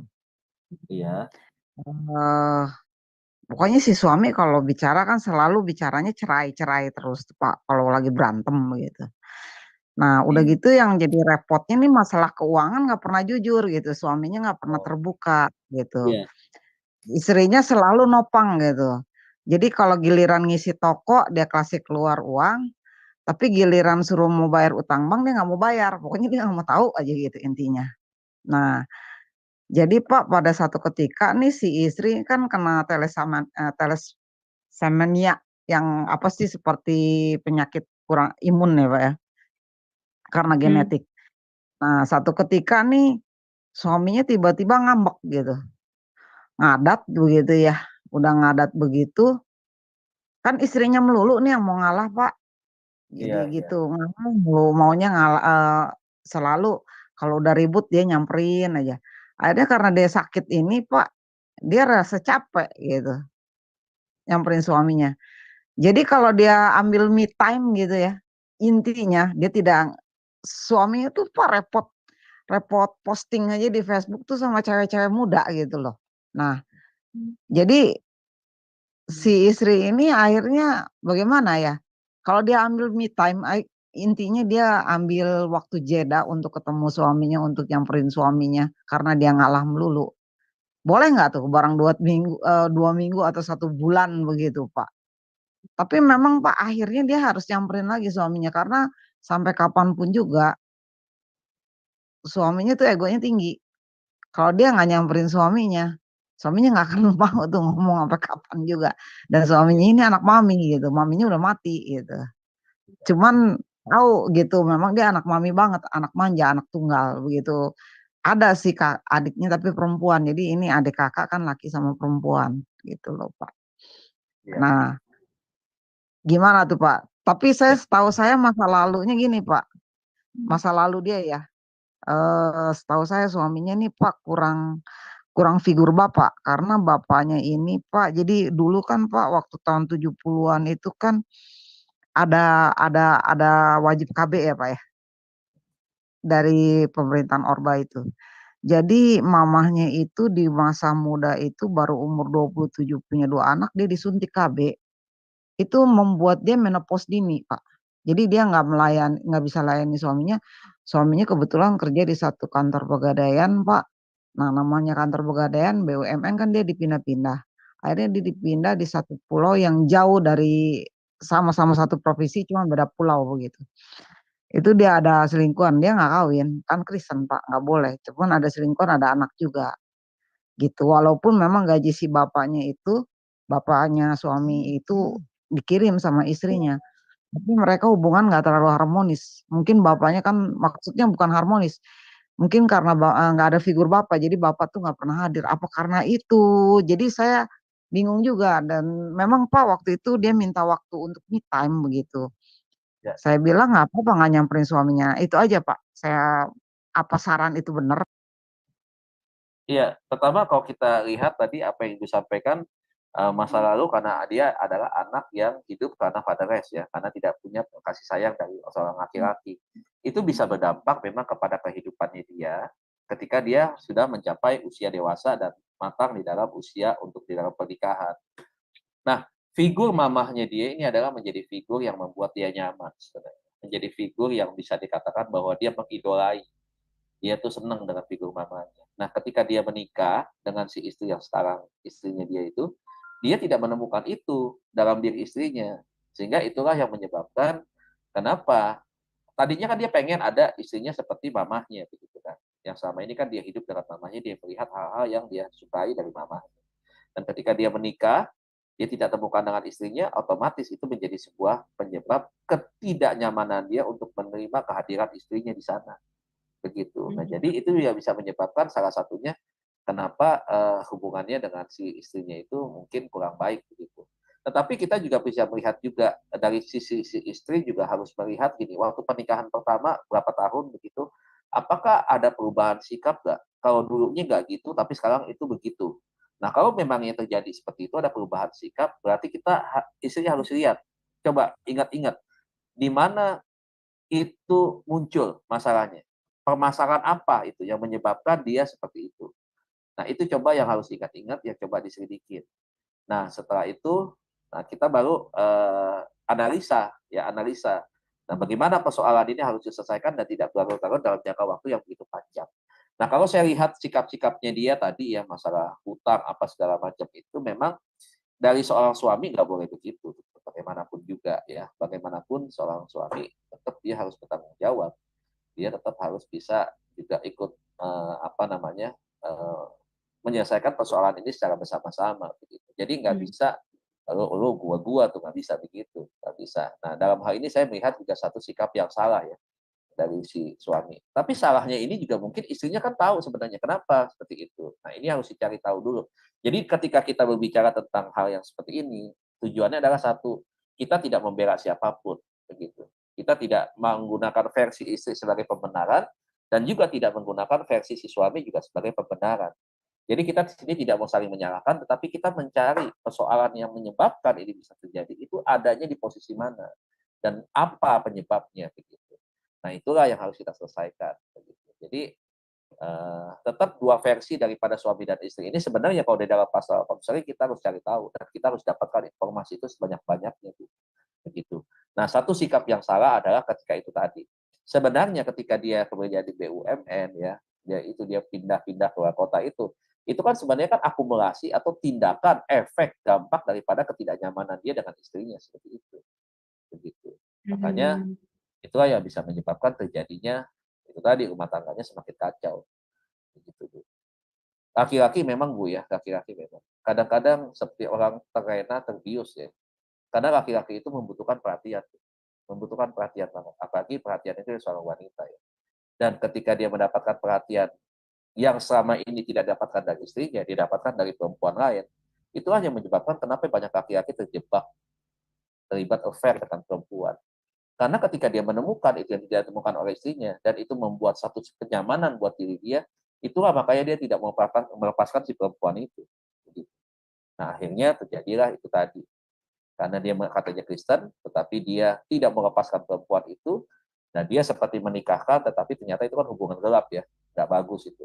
Ya, itu dosa sekali itu. Dan akhirnya kalau sampai punya anak, ya saya akan pernah bahas waktu itu ya tentang anak di wanita ya, anak haram seperti itu ya. Itu nggak boleh seperti itu. Nah, ini masalah lagi. Jadi memang makanya tadi saya bilang satu permasalahan ketika tidak diselesaikan akan mengakumulasi kepada persoalan-persoalan yang baru. Makanya itu kenapa harus diselesaikan. Nah, kalau ibu tanya tentang hal ini kepada saya, solusinya ya saya buktikan itu solusinya. Jadi dalam hal ini saya tidak memenangkan si perempuan, tidak memenangkan si laki-laki, tetapi kita cari titik persoalan yang menyebabkan seperti ini itu apa. Latar belakang iya bisa menjadi faktor penyebab utama itu. Kenapa sih pria seperti itu? Karena satu-satunya, bukan satu-satunya, salah satunya adalah hidup dengan mamahnya, dan dia nyaman dengan mamahnya, dan dia ingin punya istri seperti mamahnya, tetapi tidak terpenuhi. Nah, itu bisa jadi salah satu faktor pendukungnya. Kenapa dia bisa seperti itu? Ya, Itu dari saya, Bu baik. Ingrid. Ya, Bu Ingrid. Bu Ingrid, bagaimana? Semoga Bu bisa menjadi Pak, mediator ya, untuk bisa memberi solusi yang enggak, terbaik. Pak. Saya cuma tanya, Pak. Kan karakter mamanya sama istrinya beda tuh, Pak. Mungkin Iya, mamanya memang maksudnya begini, Pak. Mamanya memang bapaknya itu kan pegawai BUMN. Jadi dia tuh, Pak, ya nyaman aja duduk di rumah, terima pensiun, terima gaji. Nah, kalau istrinya ini, Pak, nggak begitu karena si anak ini anak manja, ini bapak ini anak manja, gitu ya. Selalu jadi overprotective. Jadi sifat struggle-nya apa perjuangannya juga nggak seperti istrinya, kan istrinya punya anak, mereka kan punya anak anak 4 gitu, mesti dikasih makan. Nah, kalau diam aja nggak dikasih makan, jadi istrinya tuh beda karakter. Bagaimana Pak kalau suruh jadi kayak iya, mamanya Pak? Mungkin iya. itu Pak. Ya, satu begini, Bu. Karena merasa bahwa istrinya mampu. Dan rasa istrinya mampu, istrinya bisa, ya ngapain dia lagi gitu. Sehingga akhirnya dia itu tadi, jadi kesannya pasif. Suaminya, istrinya aktif begitu. Sehingga akhirnya nggak ketemu. Sementara istrinya pengen dua-duanya aktif kan begitu kan. Nah, jadi kalau dalam hal ini, jadi gini Bu, jadi istilahnya seperti ngandelin begitu. Ah, istri saya bisa ngapain begitu. Ya udahlah, istri saya aja, saya nggak usah. Dan dia merasa bahwa oh saya nggak punya kompetensi yang sama dengan istri saya nggak bisa mengimbangin istri saya nih, ya udahlah saya pasrah dengan seperti ini aja saya sekarang begitu kan. Nah, itu memang salah ya. Ini kembali ke soal mindset nih, gitu. Nah, kalau dia seperti itu, ya dia jelas sekali Bu dalam sikapnya dia, walaupun dia istilahnya lebih banyak waktunya gitu ya untuk di rumah dan seterusnya, tetapi seharusnya kalaupun dia nggak melakukan satu aktivitas yang bisa mengimbangi istrinya, setidaknya dia bisa membantu lah apa yang nanti dipercayakan oleh istrinya, misalkan satu hal-hal yang baru apa, tugas-tugas apa yang baru. Nah, jadi memang dalam hal ini kembali komunikasi dengan istrinya. Datang nih suami kepada istrinya atau komunikasi itu. Tapi kalau misalkan suaminya nggak terpikirkan tentang komunikasi apa yang harus dibangun, harusnya istrinya datang cerita, bicara soal dari hati ke hati, atur waktu untuk itu tanpa misalkan kehadiran anak, berbicara tentang hal itu. Apa yang harus dicarikan solusinya gitu. Nah, saya pikir itu, Bu. Gitu. Kalau enggak ya akan begini aja gitu. Akhirnya capek sendiri kan, kesel sendiri, marah sendiri gitu. Di istrinya kan gitu. Ya, Ibu Ingrid bagaimana? Coba Ibu Ingrid mana saya kasih. Ya, bagaimana Ibu? Nah, ini ada Ibu Heni nih. Ibu Ingrid bagaimana udah dibuka Saya udah mute-nya? 25 tahun Pak begitu Pak. Udah Iya, karena 25 tahun Pak. kan Ini udah begitu usaha aja. komit Makanya gitu aja. ya. Sebenarnya ini sih masalah yang itu bukan tidak ada yang bisa dibereskan. Sebenarnya sih bisa dibereskan. Cuma memang akhirnya udah terlalu sakit hati, udah terlalu dendam, terlalu marah, terlalu kecewa. Yang itu akhirnya berujung ya itu tadi. Permasalahannya kayaknya susah banget untuk diselesaikan karena udah terlalu lama. Tapi bukan berarti nggak bisa, sebenarnya sih bisa. Begitu. Nah, salahnya kan itu tadi ya, ketika kita belajar, tadi kan salah satunya untuk stres. Stres kan juga sama kan, bicara soal masalah. Jangan dibiarkan intinya. Ketika dibiarkan ya akan melahirkan satu dampak-dampak yang lain. Dan itu akhirnya akan terus begitu. Akan semakin banyak begitu. Dan akan semakin tinggi gitu kan. Nah, itu ibarat kita menutup sampah atau kita menguruk tanah itu kan semakin tinggi, makin tebal. Jadi itu sih Bu. Memang ini masalah rumah tangga ini memang waduh luar biasa Ri- sekali memang Ibu. Iya. Iya. Maaf Pak, putus-putus sinyal di Oh saya iya. nih, Ya error. nggak apa-apa. Iya, Nggak apa-apa oke. Bu. Nggak apa-apa Bu. Ya, Iya. ya, oke Bu Ingrid. Baik, ini ada Ibu Heni. Ibu Heni apa kamu menambahkan juga? Silakan. Mau ikut Dan, ngobrol nih. tapi kayak waktunya juga udah ini ya Bu, kita Ini ngobrol Bu di Heni belakang nih. layar ya Bu. Kok beda? Iya, Bu Heni. iya, Pak iya, cuma kamera beda. mau ngasih tahu aja sama teman-teman semua ya, penyebab stres itu eh, kadang-kadang kita harus belajar ya, jangan kita menyalahkan orang lain ya. Karena yang pernah saya alami itu dulu Pak Dedi, eh, saya sendiri yang menyebabkan saya stres. Karena ketidakdewasaan saya di dalam berpikir, dalam bertindak, ya, dan tidak memahami orang lain, memaksakan keinginan saya sendiri, itu yang membuat saya stres, Pak.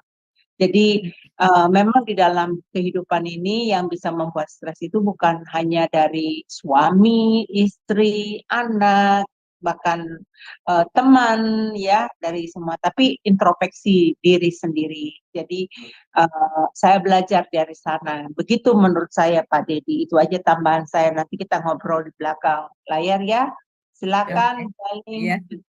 Ya, baik. Terima kasih Bu Heni untuk sharingnya. Baik Pak Dedi, karena waktu sudah hampir 2 jam ya Pak, tanpa terasa kita akan akhiri kelas kita ya Pak Dedi. Bapak, terima kasih ya Pak untuk pelayanannya, memberikan sangat memberkati kita semua atas materi yang Bapak paparkan malam ini. Bapak bisa closing statement untuk materi malam ini dan pimpin doa bagi kami ya, Pak Dedi, dipersilakan. Closing statement saya adalah mari kita lawan stres. Kita bilang Tuhan mengubah ratapan menjadi tarian.